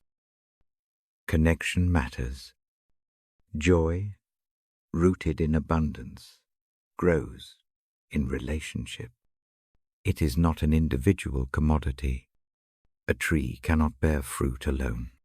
Roots intertwine beneath the soil. One person's contentment helps another to rest. When hands join, the work becomes light and the fruit more plentiful.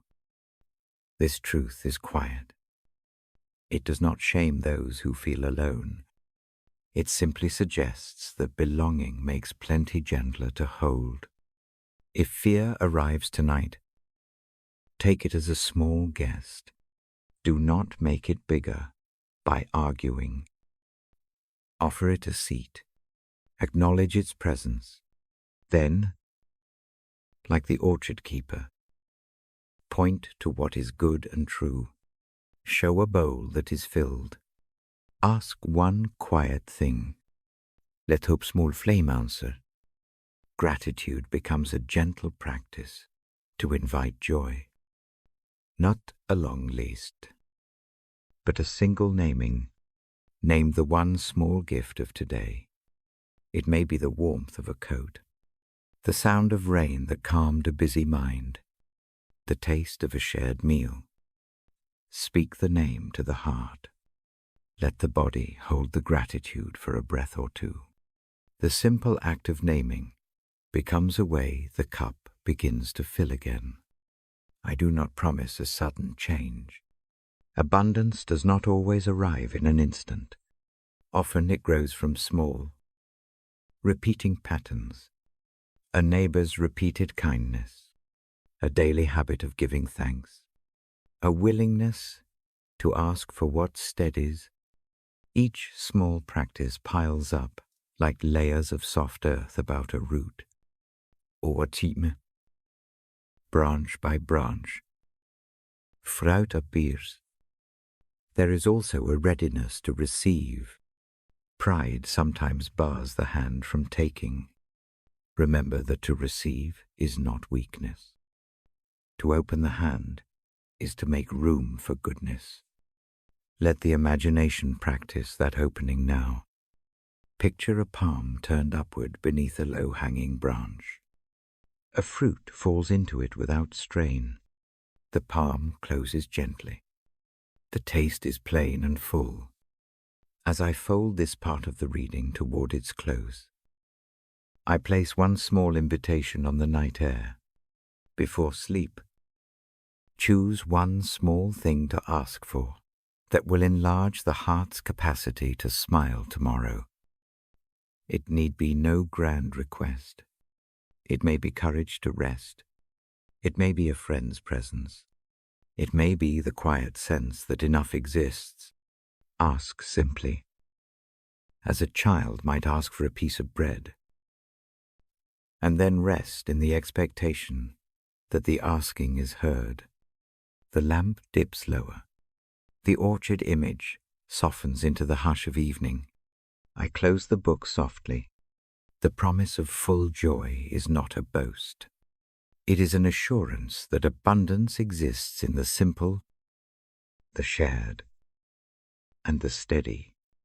Let that assurance be a small pillow under thought tonight. I will return and read again. For now, let the chest unclench a little. Let the hands rest open. Sleep with the quiet sense that joy can be complete, and that asking is a way to receive what steadies the heart. Good night for now. I lift the book into the lamplight. The room keeps its slow breath. I speak now of a verse that sounds like a small jour promis. It names a truth that meets the hard nights. It says there will be trouble. It also says there is overcoming. I do not explain at length. I let the idea settle like a quiet stone placed in a warm hand. Trouble is part of the world. It arrives with weather and with wear. It comes as storms and as small, persistent ache. It comes in names and bills and quiet nights that stretch too long. The verse does not pretend trouble will not come. It names the fact plainly. That naming is honest and useful. It keeps surprises from catching the heart unprepared. To overcome, in this telling, is not to remove every storm. It is to change the posture toward the storm. Imagine a boat at sea. Waves rise and fall. The hull creaks. Salt sprays the face. The captain is not free of the storm. The captain knows the ropes. The captain knows the harbour ahead. The skill is not a boast. It is the steady practice of navigation. That steadiness gives courage. Picture a harbour with a low mouth. The channel is known. Boats come in at different times. Some are small. Some are large. A light turns on at the breakwater. Its beam does not quiet the waves. It marks the way. The light's work is simple. It points to safe steps. The promise of overcoming is like that beam. It does not pretend the sea will be calm everywhere. It shows the route to rest. I ask the ear to follow a small exercise. Breathe in slowly. Hold for a soft count. Breathe out longer. With the out-breath, picture a small knot of worry in the mind. Set that knot on the edge of a boat. Do not try to push it overboard. Just place it there. With a small tether, watch how the knot no longer pulls the shoulder tight. The tether keeps it from following each thought into the dark. The action is simple. It is a practice of giving weight, a place to be. Overcoming also looks like a hand steadying a child who wakes fearful after thunder. The child does not need an argument. The child needs presence. A calm voice, a steady touch. The child curls back to sleep because a person stayed. The power that overcomes the night often comes as a presence that will not leave. It is not an abstract victory. It is the steadiness of company. Courage is not a shout. It is a soft decision to keep walking. It is putting one foot in front of the other when the path is muddy. Courage keeps its shape in small routines, tending a small plant through frost, mending a frayed seam, speaking one honest sentence and letting the rest be quiet. These things do not erase struggle. They alter the way struggle sits in the chest. Serenity follows from a different trust. It is not a denial of danger. It is an acceptance that something steadier holds while danger passes. Imagine standing beneath a large tree in a wind. Leaves fall. Small branches snap. The trunk keeps its center. It is not because the tree is unaware. It is because the root runs deep and the trunk is steady. The promise of overcoming is like deep root. It steadies while weather tests the leaves. If fear presses, try a short practice. I like to do as I read. Close the eyes if comfortable. Picture a narrow road that runs toward a ridge. The ridge is not the end. It is simply the next place to stand. Place one small worry into the palm. Name it softly. Walk a step. Leave the worry on the side of the road for a moment. Notice how the chest eases just a little. Walk another step. Let the act of stepping teach the feet that forward motion is possible. The text I read invites not bravado but hush. It offers a kind of victory that lets a person sleep. Sleep is not weakness. It is part of living with the truth that all nights are not equal. Some nights are watchful and long. Some nights are gentle and restful. Overcoming gives permission to rest even when all is not solved. The permission is a quiet mercy. There are times when the world's trouble feels like a heavy pack strapped across the shoulders. The way forward is not to carry it faster. The way forward is sometimes to set it down on a ledge and breathe. I suggest a small ritual. Take a sheet of paper or an imagined card. Write or name the one weight that keeps turning in the mind. Fold it. Lay it on a table or a stone. Say quietly that this weight is seen. Let someone else imagined or real be the one who keeps it for a while. The act of placing it away does not solve all. It gives room to breathe. Victory, as the verse intends, also threads itself through the ordinary. A neighbor's kindness, a meal at a table, a hand that steadies the knee. These are small victories over the lonely, over the cold, over the sense that nothing will change. None is flashy. Each is faithful. Each matters. Over time, faithful small acts reshape the landscape of the heart. I do not promise the erasure of sorrow. That would be false comfort. Instead, the promise is that sorrow will not have the last word. The image is a long road, with sunrise at intervals. The sunlight does not pull the night away all at once. It edges across the field. It warms one panel of a roof. It makes a path visible. The steady light arrives habitually. So does the victory. It comes in steps and in small returns. When grief sits heavy, treat it gently. Let it be named. Let a hand be placed over it. Do not demand cheer. Offer kare. If there is a prayer that comes easily, whisper it like a small knot of thread. If not, keep breath company. Count the inhalations and exhalations. Let the pattern be a quiet metronome. This is the manner of courage I am asked to read, small, present, and repeatable. Belonging helps hold the victory. To be called a child is to be invited into a family that does not leave in a crisis.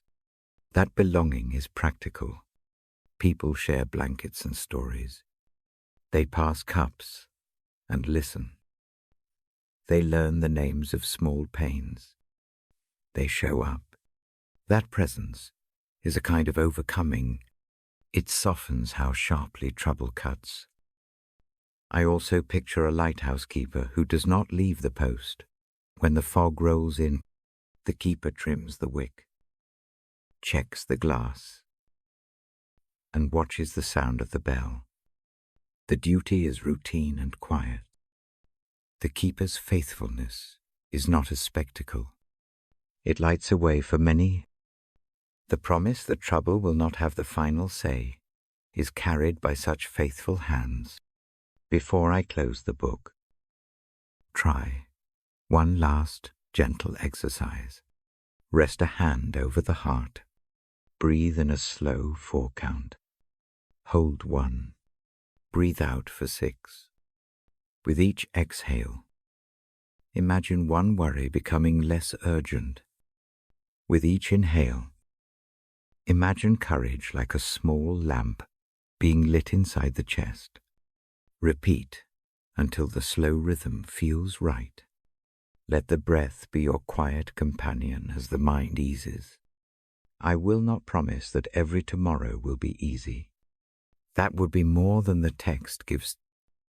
I will promise, and this is what I read into the quiet, that a steady presence is near. It offers courage to stand and rest. It holds the weary so sleep can come. It keeps watch until the morning. The book closes softly. The lamp keeps its small circle of warmth. I fold the verse into the night's hush. Let the thought that trouble is real, and that overcoming is also real. Rest side by side. Let courage arrive, not as a demand, but as a quiet companion. Let the breath slow. Let the shoulders drop. Let sleep come with the assurance that the night will not have the last word. Good night for now. I will read again soon. 15. unity in prayer. I lift the book and let its weight settle. The lamp is soft. The room breathes in a low, even rhythm. Tonight, I touch a prayer that asks for oneness. The request is simple. It asks that those who listen may be one. I read not to lecture, but to invite a silent joining. I invite you to breathe with me. In, out. In, out. With each breath, imagine a thread. Each thread is a life. Each thread lies next to another. The threads do not fight. They rest together. When threads touch, a fabric begins. The fabric holds warmth. It holds light. Picture a small circle of friends around a low table. No crowd. Just a few faces. Each one brings a small light. The lights do not compete. They make a steady glow. The circle is not perfect. Some hands tremble. Some eyes are wet. The prayer for oneness is not a demand for sameness. It is an invitation to share the small fire. I speak quietly about the sound of prayer. It is not loud. It is a low hum. A neighbor near picks up the rhythm. Someone else follows. The hum becomes a quiet tide. It does not push. It eases. The tide smooths the rough edges of the heart. It rolls in with mercy and then rolls out. The mercy stays like a soft field of moss underfoot. Unity here looks like a room with many chairs. Some chairs are old. Some are new. All sit around the same table. Each chair is honored. No seat is judged by condition. Each presence is a gift to the table. The prayer that asks for oneness is not asking for erasing of stories. It asks that stories be shared without shame. It asks that listening replace hurried answers. I ask a short practice. Place both hands slowly on the lap. Fold the fingers, if that is easy. Breathe in 5 counts. Hold for 1. Breathe out 6. With the out-breath, imagine your thread settling next to another. See a slow pattern of stitches forming. Do this 3 times. Let the breathing itself become the prayer. The prayer for oneness moves beyond speech. It reaches into small acts. A hand offered across a gap. A loaf passed quietly. A child's small laugh, acknowledged. These small things are prayers in action. They do not need words to bind. They build trust by repetition. Trust is patient. It arrives when people keep returning, evening after evening, to the same low table. Remember, unity does not demand uniform thinking. Differences remain. The space between different views becomes a place to practice gentleness. Instead of sharpening an answer, breathe. Instead of proving a point, listen. Listening does not mean surrender. It opens a route for mercy. Mercy makes a place where hearts can rest and then grow. I hold an image of a river where many streams meet. Each stream carries its own sound. Together, they form a wider voice. The voice is not harsh. It is wide and steady. The meeting waters cool the banks and make room for life. The prayer for oneness is like that confluence. It gathers varied streams and lets them flow together without losing their origin. Let the thought of belonging sit lightly in the chest. To belong is to be seen and named. To be named is to be given a small place at the table. Naming is not a certificate. It is the act of remembering that someone exists. I read this to remind you that prayer is an act of remembering one another in the dark. If resistance rises, honor it. It is also part of the circle. Don't run from doubt. Let doubt rest in the fabric. Often, the most honest prayers come from tender doubts. When a prayer contains real questions, the oneness asked for is deeper. It includes the full person question, and all rather than a trimmed version. Now breathe once more. Imagine the circle again. Light in hand. A low, shared breath. The prayer for oneness sits between the people like a warm cloth. It does not knit everything perfectly. It makes a place where tired heads can lie down. Rest in that image, a moment. Let the steadiness of community be the lullaby for tonight. Shalil, the promise continued. I turn the page and keep the lamp close. The book speaks of promises. I read them slowly. They are not loud guarantees. They are gentle vows. The vow I take now is to keep reading each night. The vow the text shows is similar, an offer that stays close and true. A promise in this telling looks like a steady door left unlocked. The door is not flaunted open. It is simply ready for any who come. The promise does not force an entry. It stands like a trustworthy hinge. A person who needs rest finds that the door moves easily. The entry itself is an act of mercy. I picture a small house at twilight. The family inside has finished the day's tasks. A table sits cleared, but not empty of memory. A pot cooling on the hearth. A shawl laid across the back of a chair. The promise given here rests in such simple items. It is not an abstract sentence. It is the daily habit of care. Promises can be small and repeated. A neighbor who rings twice and stays. A friend who answers a late message with patience. A voice that calls back in the morning. These repeated, quiet fulfillments teach the heart to trust. The trust grows not in a single grand act, but in many small returns. I read of a promise that comes as presence in the dark. When sleep is thin and the mind keeps replaying sharp scenes, there is someone who keeps watch. The keeping is not noisy. It is a steady breathing beside the bed. The promise is the decision to sit and to stay. That decision is a kind of warmth. Hold a small practice with me. Rest a hand over the chest. Breathe slow. Inhale the thought, I am held. Exhale the thought, I am not alone. Do this 3 times. Let each inhale be a small claim on the promise.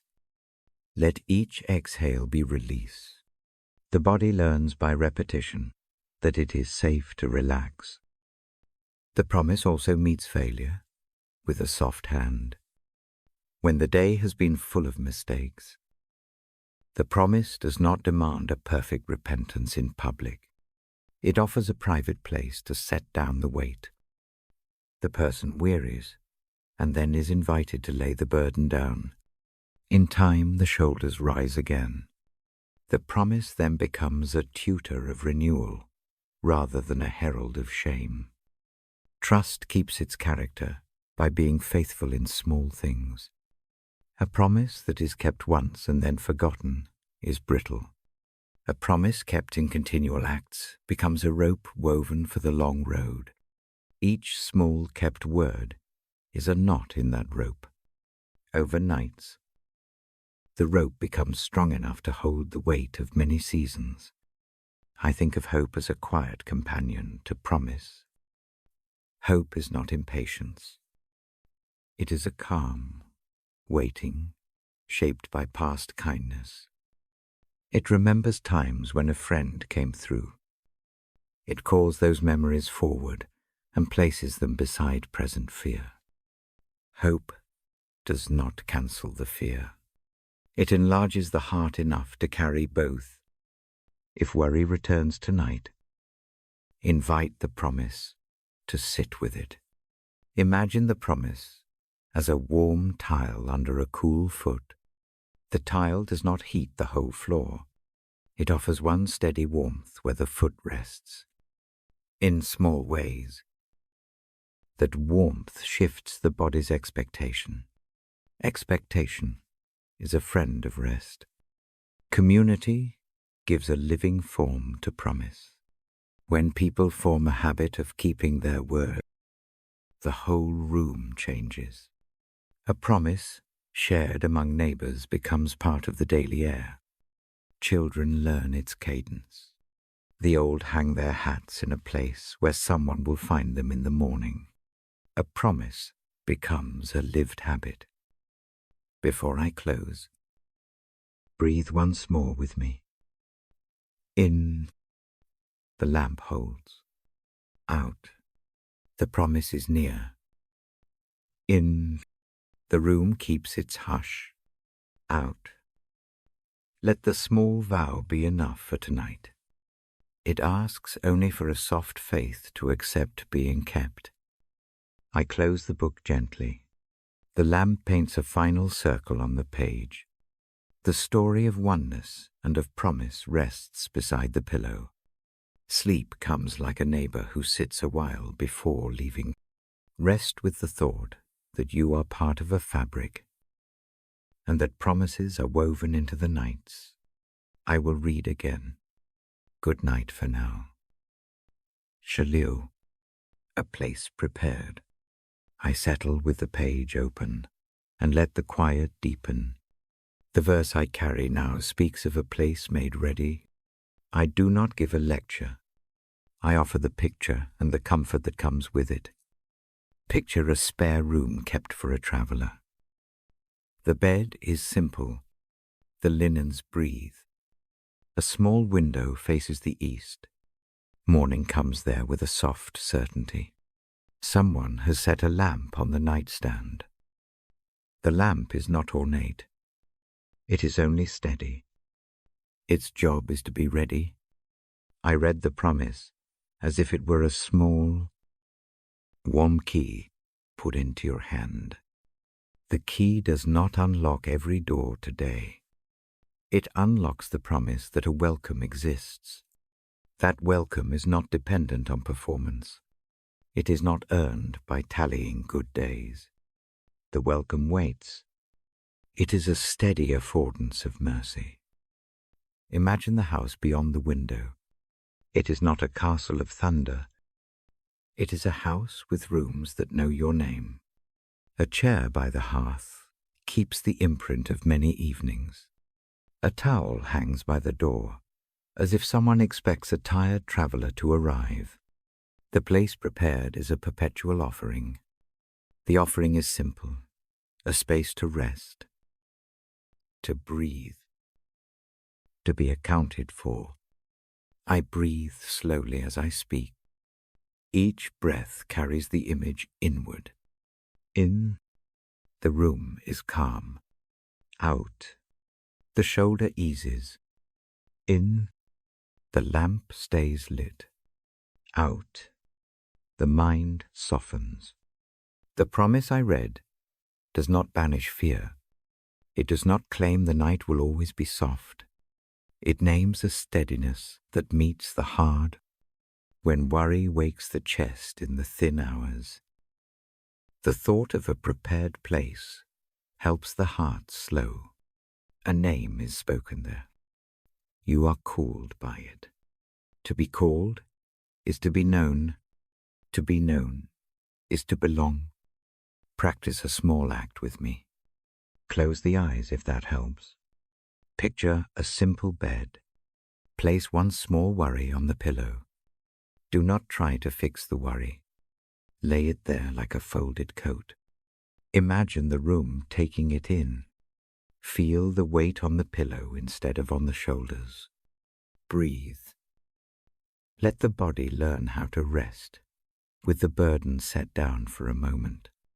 Belonging in this account is practical. Someone sweeps the threshold.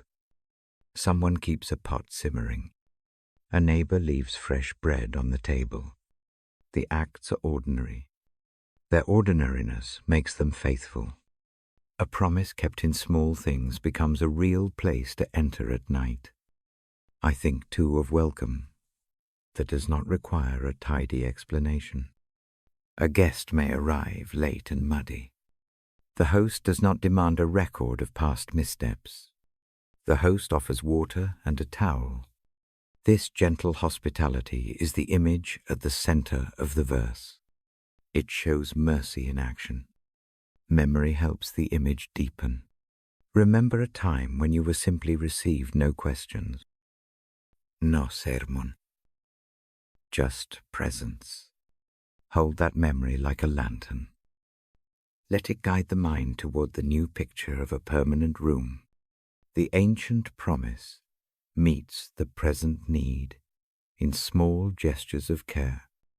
The prepared place also appears as a corridor of rooms, each one ready for a different season.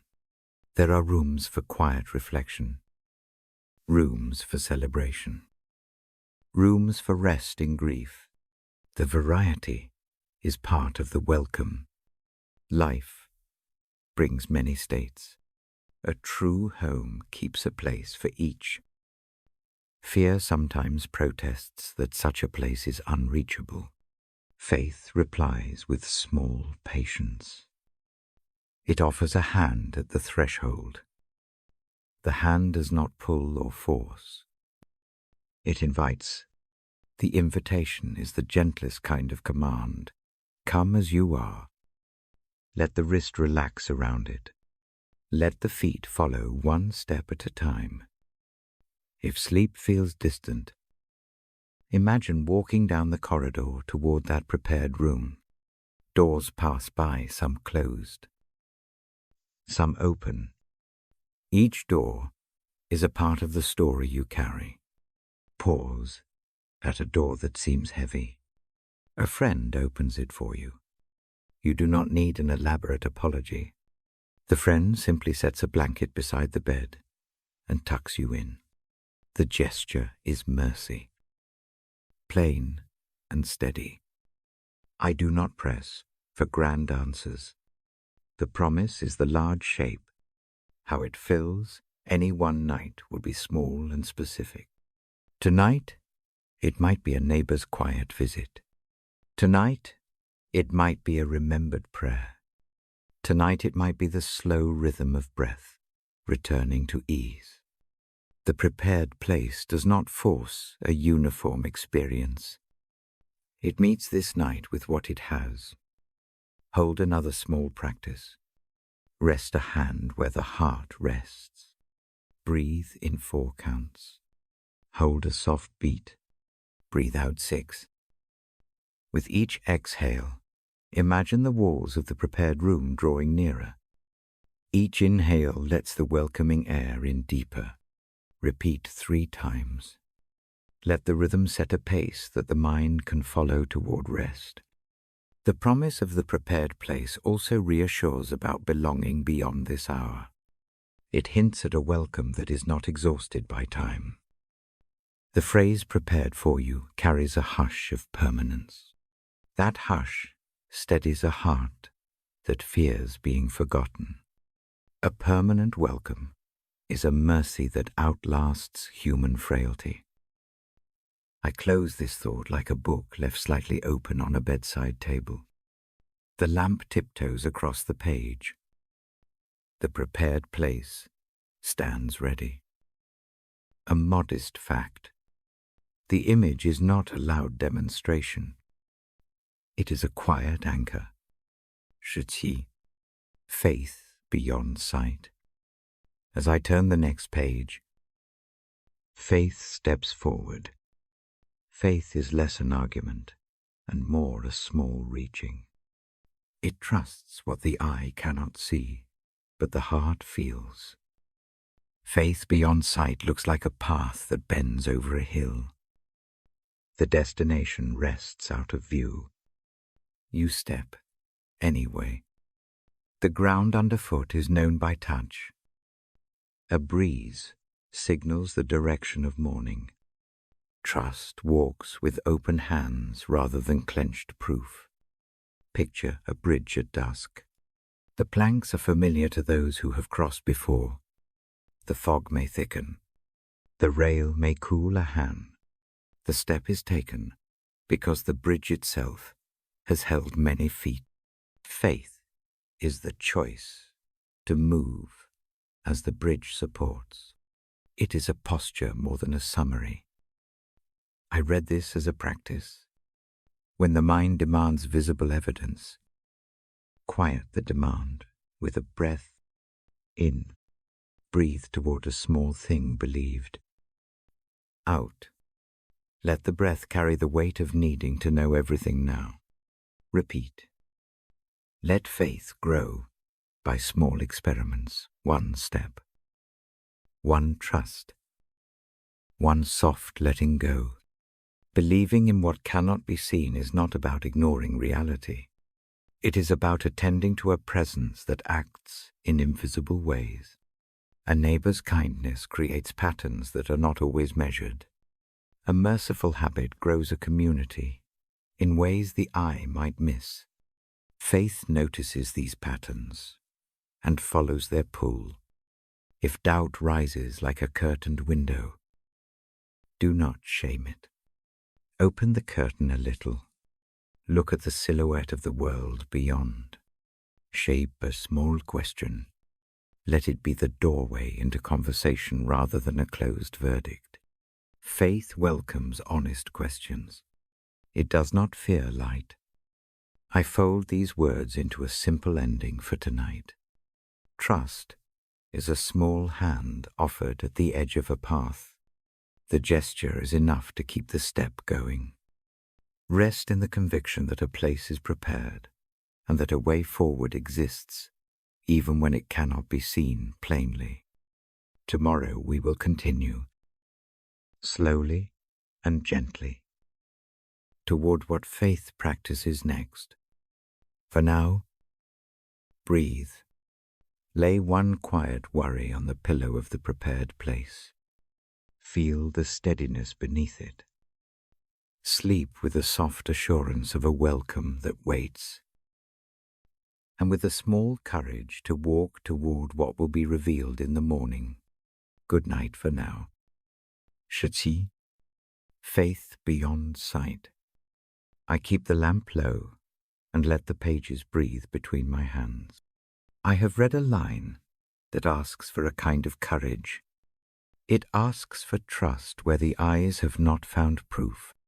I do not turn the verse into a test. I let it sit as a gentle invitation. Faith beyond sight is like stepping onto a familiar bridge at dusk. The boards feel known beneath the soles. The rail is cool under the palm.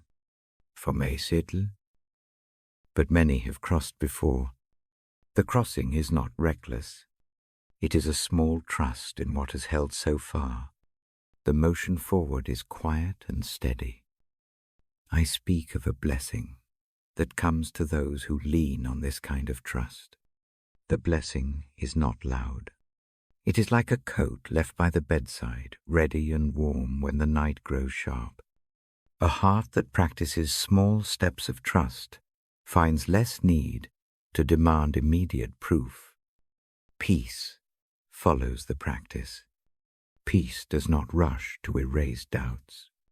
It simply keeps a steady watch. Notice a detail: a child reaches for a hand in a dark room. The child cannot see the path, but the hand is known. The child takes the step. The act of taking the hand is faith in a small form. It is not heroic. It is ordinary. Ordinary acts of trust add up. They teach a heart how to rest in the presence that holds it. I invite you to a short practice. Place one hand gently over the chest. Breathe in slowly. For 4 counts. Hold 1. Breathe out for 6. As each out-breath leaves the body, imagine setting a small, named worry on a low table. Do not throw it across the room. Set it down. Listen to the sound of it landing. The sound is not final. It is managed. It teaches the hands to let go a little. There is a blessing in being able to receive what cannot be counted. Imagine a field at dawn. Dew covers the grass in a way eyes hardly notice at first. A single blade catches light and reflects it like a small coin. Many blades are doing the same. But that one is enough to show the richness present. Faith often works like that. One small proof opens the mind to a wider pattern. Trust beyond sight is also a soft teacher. It reorders appetite. The mind no longer demands that every fear be answered immediately. Instead, it learns to carry one steady practice, a breath, a remembered kindness, a small prayer without rhetoric. These tiny habits become the wood that keeps the fire of hope alive on cold nights. I do not pretend that doubt vanishes. Doubt is a faithful companion for many. It presses questions into the palm like pebbles.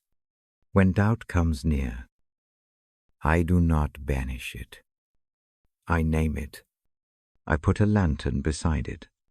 The lantern does not solve the pebble's hardness. It makes the pebble less sharp in the hand. The act of naming and lighting is itself a small exercise of faith. A short image helps. Picture a lantern hung under an eave. It does not pull the rain from the street. It simply guides feet away from unseen puddles. The lantern's beam is modest, steady, and honest. Faith that refuses to be flashy but keeps its light low and consistent tends the night into a place where footsteps can be measured and safe. Blessings of faith appear as ordinary help. A neighbor lowering a hot cup across a fence. A friend listening until the shoulder lowers. A quiet morning that follows a sleepless night. These are not dramatic miracles. They are steady proofs. They are the kind of evidence that teaches a heart to trust again. Try a small memory now. Bring to mind one brief mercy from your day or from some earlier time. It could be a hand that steadied you, a phrase that eased a worry, or a quiet presence in the hard hour. Hold that memory in the palm of the imagination. Let it breathe. Let it be the single coin of light that proves there is more than sorrow. Faith beyond sight also trains the eyes to notice small patterns. A habit of kindness, repeated monthly, starts to show a thread. A weekly visit, a returned call, a neighbor who checks in. The pattern becomes a rope along a steep path. The rope does not answer every storm, but it gives grip. The practice of trust learns to hold that rope. I read the gospel at night, as if laying out these ropes. The pages are not a manual of proof. They are a map of small, lived practices. They teach the ear to hear presence, the hands to pass bread, the feet to move one careful step at a time. Over the years, these small acts form a slow geography of confidence. A quiet warning is also part of this hour. Faith that is rushed can feel like a bright flare that burns quickly out. Faith that grows impatient. Repeated acts lasts. It is steady enough to carry breath through long nights. It waits rather than demands. And in the waiting, it builds an economy of trust that is difficult to bankrupt. Imagine once more a bridge. You do not need to see the far shore to set your foot forward. You only need the experience of bridges that held you before. A hand steadies the small step. A lantern glows. The path is made by many steps, not a single leap. Blessings follow such steps, often in the shape of calm that settles the jaw and loosens the shoulders. I close this part by naming one gentle truth. Faith is not a proof to be shown to others. It is a way of living that makes sleep possible, even when questions remain. It is the quiet decision to trust a hand, a presence, a promise, and then rest in that decision until morning. Shabbat, closing reflection. I fold the page with careful fingers. The lamp keeps its circle of warmth. The night feels like a held breath. This hour draws toward its close. Tonight I have read of light and shelter, of bread and the vine, of a shepherd who seeks and hands that wash. Each image rests like a small tool in a chest. Each tool knows how to mend a frayed place. The final thought is this: mercy and hope are patient workers. They do not rush to prove themselves. They come, quietly, with steady hands. I remind you now of the blessing in the verse I held a moment ago. It speaks about those who carry trust without having seen all things. It names them as blessed. That blessing is not a prize for cleverness. It is a peaceful garment, easy on the shoulders. Wear it tonight and feel how its weight steadies breathing. For a closing practice, place a hand over the heart. Breathe in 4 counts. Hold 1. Breathe out 6. With each inhale, imagine a small, warm light settling beneath the hand. With each exhale, imagine a slight loosening. Count 3 rounds. Let the rhythm become a small prayer without words. As the night presses close, choose one small mercy to carry into sleep. It can be the memory of a kind phrase. It can be the image of a lamp in a distant window. It can be the knowledge that someone keeps watch in the dark. Let that mercy be the first thing that rises. If waking comes later tonight, I do not ask for a sudden cleansing of every fear. I ask only for a willingness to set one worry down for the night. Place it on the pillow beside the prepared room in your imagination. It need not be perfect. It need only be moved for an hour. Let the movement teach the hands that some weights can be rested without shame. The narrative we have shared across these evenings is a slow one. It returns to the same small truths: presence, service, belonging, and patience. These truths do not make life simple. They make it livable. They teach the heart how to breathe through trouble and how to receive rest. I promise to return and read again. The book will open. The lamp will be lit. And this slow cadence will repeat. Each night adds another small stitch to the fabric. Or a team. The fabric covers shoulders that were cold. It holds heads that needed a place to rest.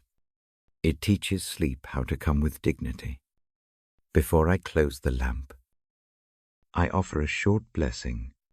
May the breath slow. May the shoulders drop. May the heart find a small, steady light to follow. May mercy sit beside you like a quiet friend. May hope keep a gentle watch. These are not loud promises. They are the modest gifts that make rest possible.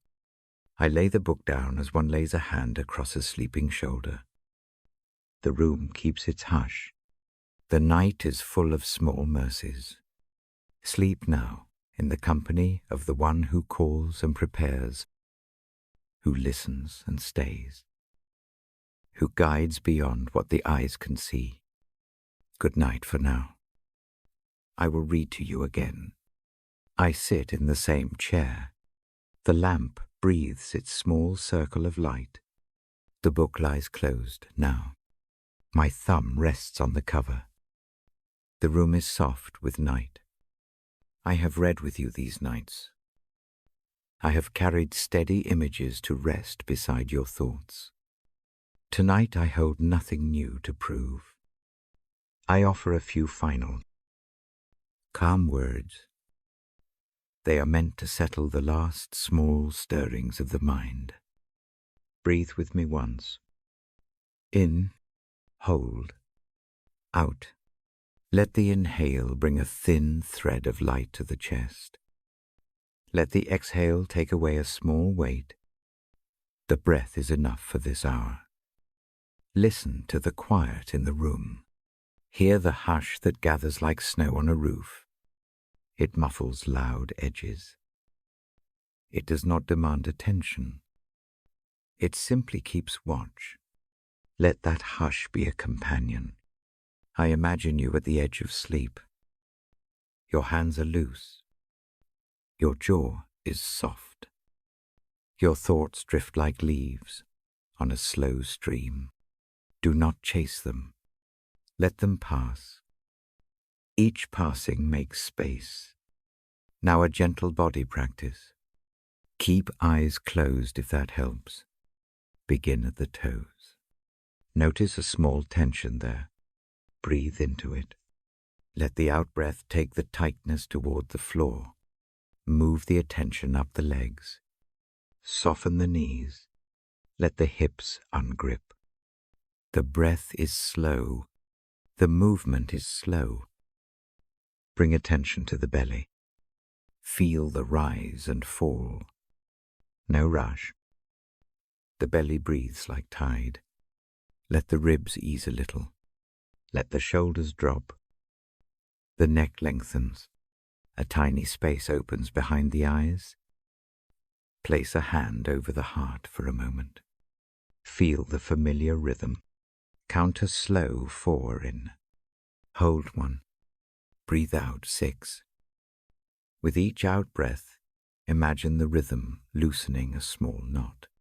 Keep this 3 times. Let calm sink a little deeper.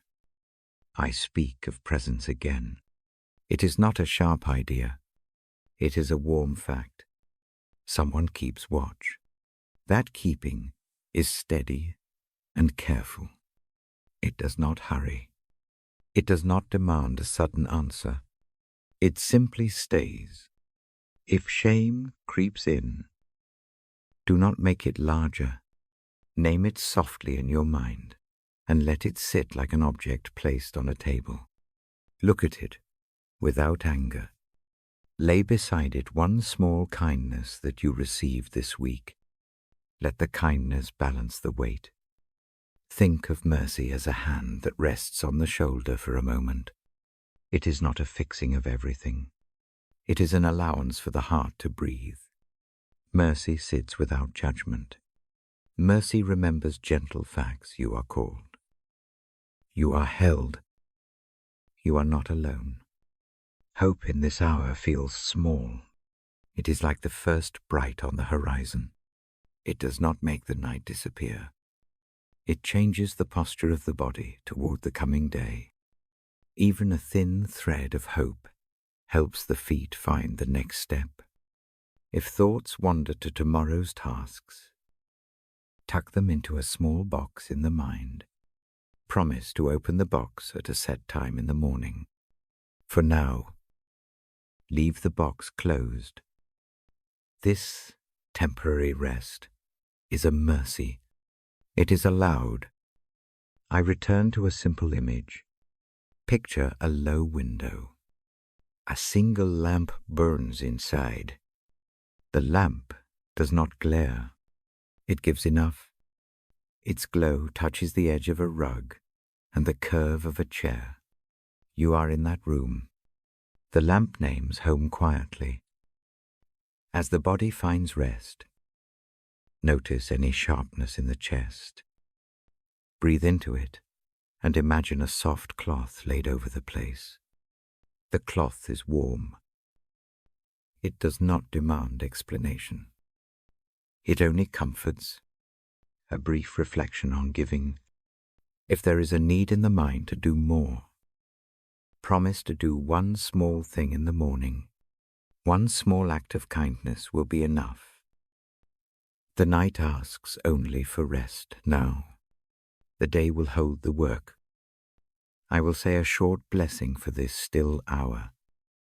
It is not a long speech. It is a steady wish that the heart may feel less hurried. May the breath settle.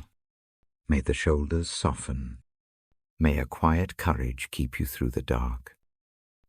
If waking comes later, remember one small anchor, a memory of a hand that held yours, a taste of bread shared, a voice that listened without fixing. Keep that anchor near the pillow. It will help return sleep. There are nights of deep rest and nights of light sleep. Both are allowed. Do not judge the small awakenings. Treat them as brief visits. Offer them a calm breath and send them away with a gentle hand. I place the book aside now. The leather is cool under the palm. The pages have been read slowly these evenings. The story has not been a test. It has been a companion. It moves in small rhythms and patient gestures. Before I leave the room, one last slow and quiet practice. Picture a small river where the bank is low and smooth. Place your worries on smooth stones along the edge. Do not throw them into the water. Set them down. Take a single step back. Breathe. Notice how distance changes the weight. Let the night be attentive to this small practice. The river is steady. The stones sit. The trees lean in mild company. This picture can be kept as a gentle place to return later, if thoughts rising in the dark need a harbor. I speak again, softly, of belonging. The name you answer to is known. You belong to a larger, gentler story. This belonging does not ask you to perform. It asks you to rest. Let that truth rest like a small tile beneath the foot of thought. If fear tightens, remind the chest that courage is not always loud. It often shows as a small breath. Again and again, practice that breath for a moment. In, hold, out. Let each out-breath carry a tiny piece of the fear away. Do not hurry to solve what is not solvable tonight. Place a soft hand on your own shoulder. If it comforts, feel the warmth there. Allow the small gesture to say what words cannot. As I rise to close the light, know this, I will return. The lamp will be lit again. The book will open once more. For now, rest under the quiet of these words. Let mercy be the pillow beneath your head. A short final blessing rests on my lips. May grace be as near as breath. May mercy sit beside you like a faithful friend. May hope steady your feet for another day. May peace find the small places where tension lives, and let them go. The lamp dims. The room is very still. I lay the book down like a hand on a sleeping shoulder. The hush covers the page and the face. Sleep comes as it will slow. Soft. Welcome. Good night. I will read to you again.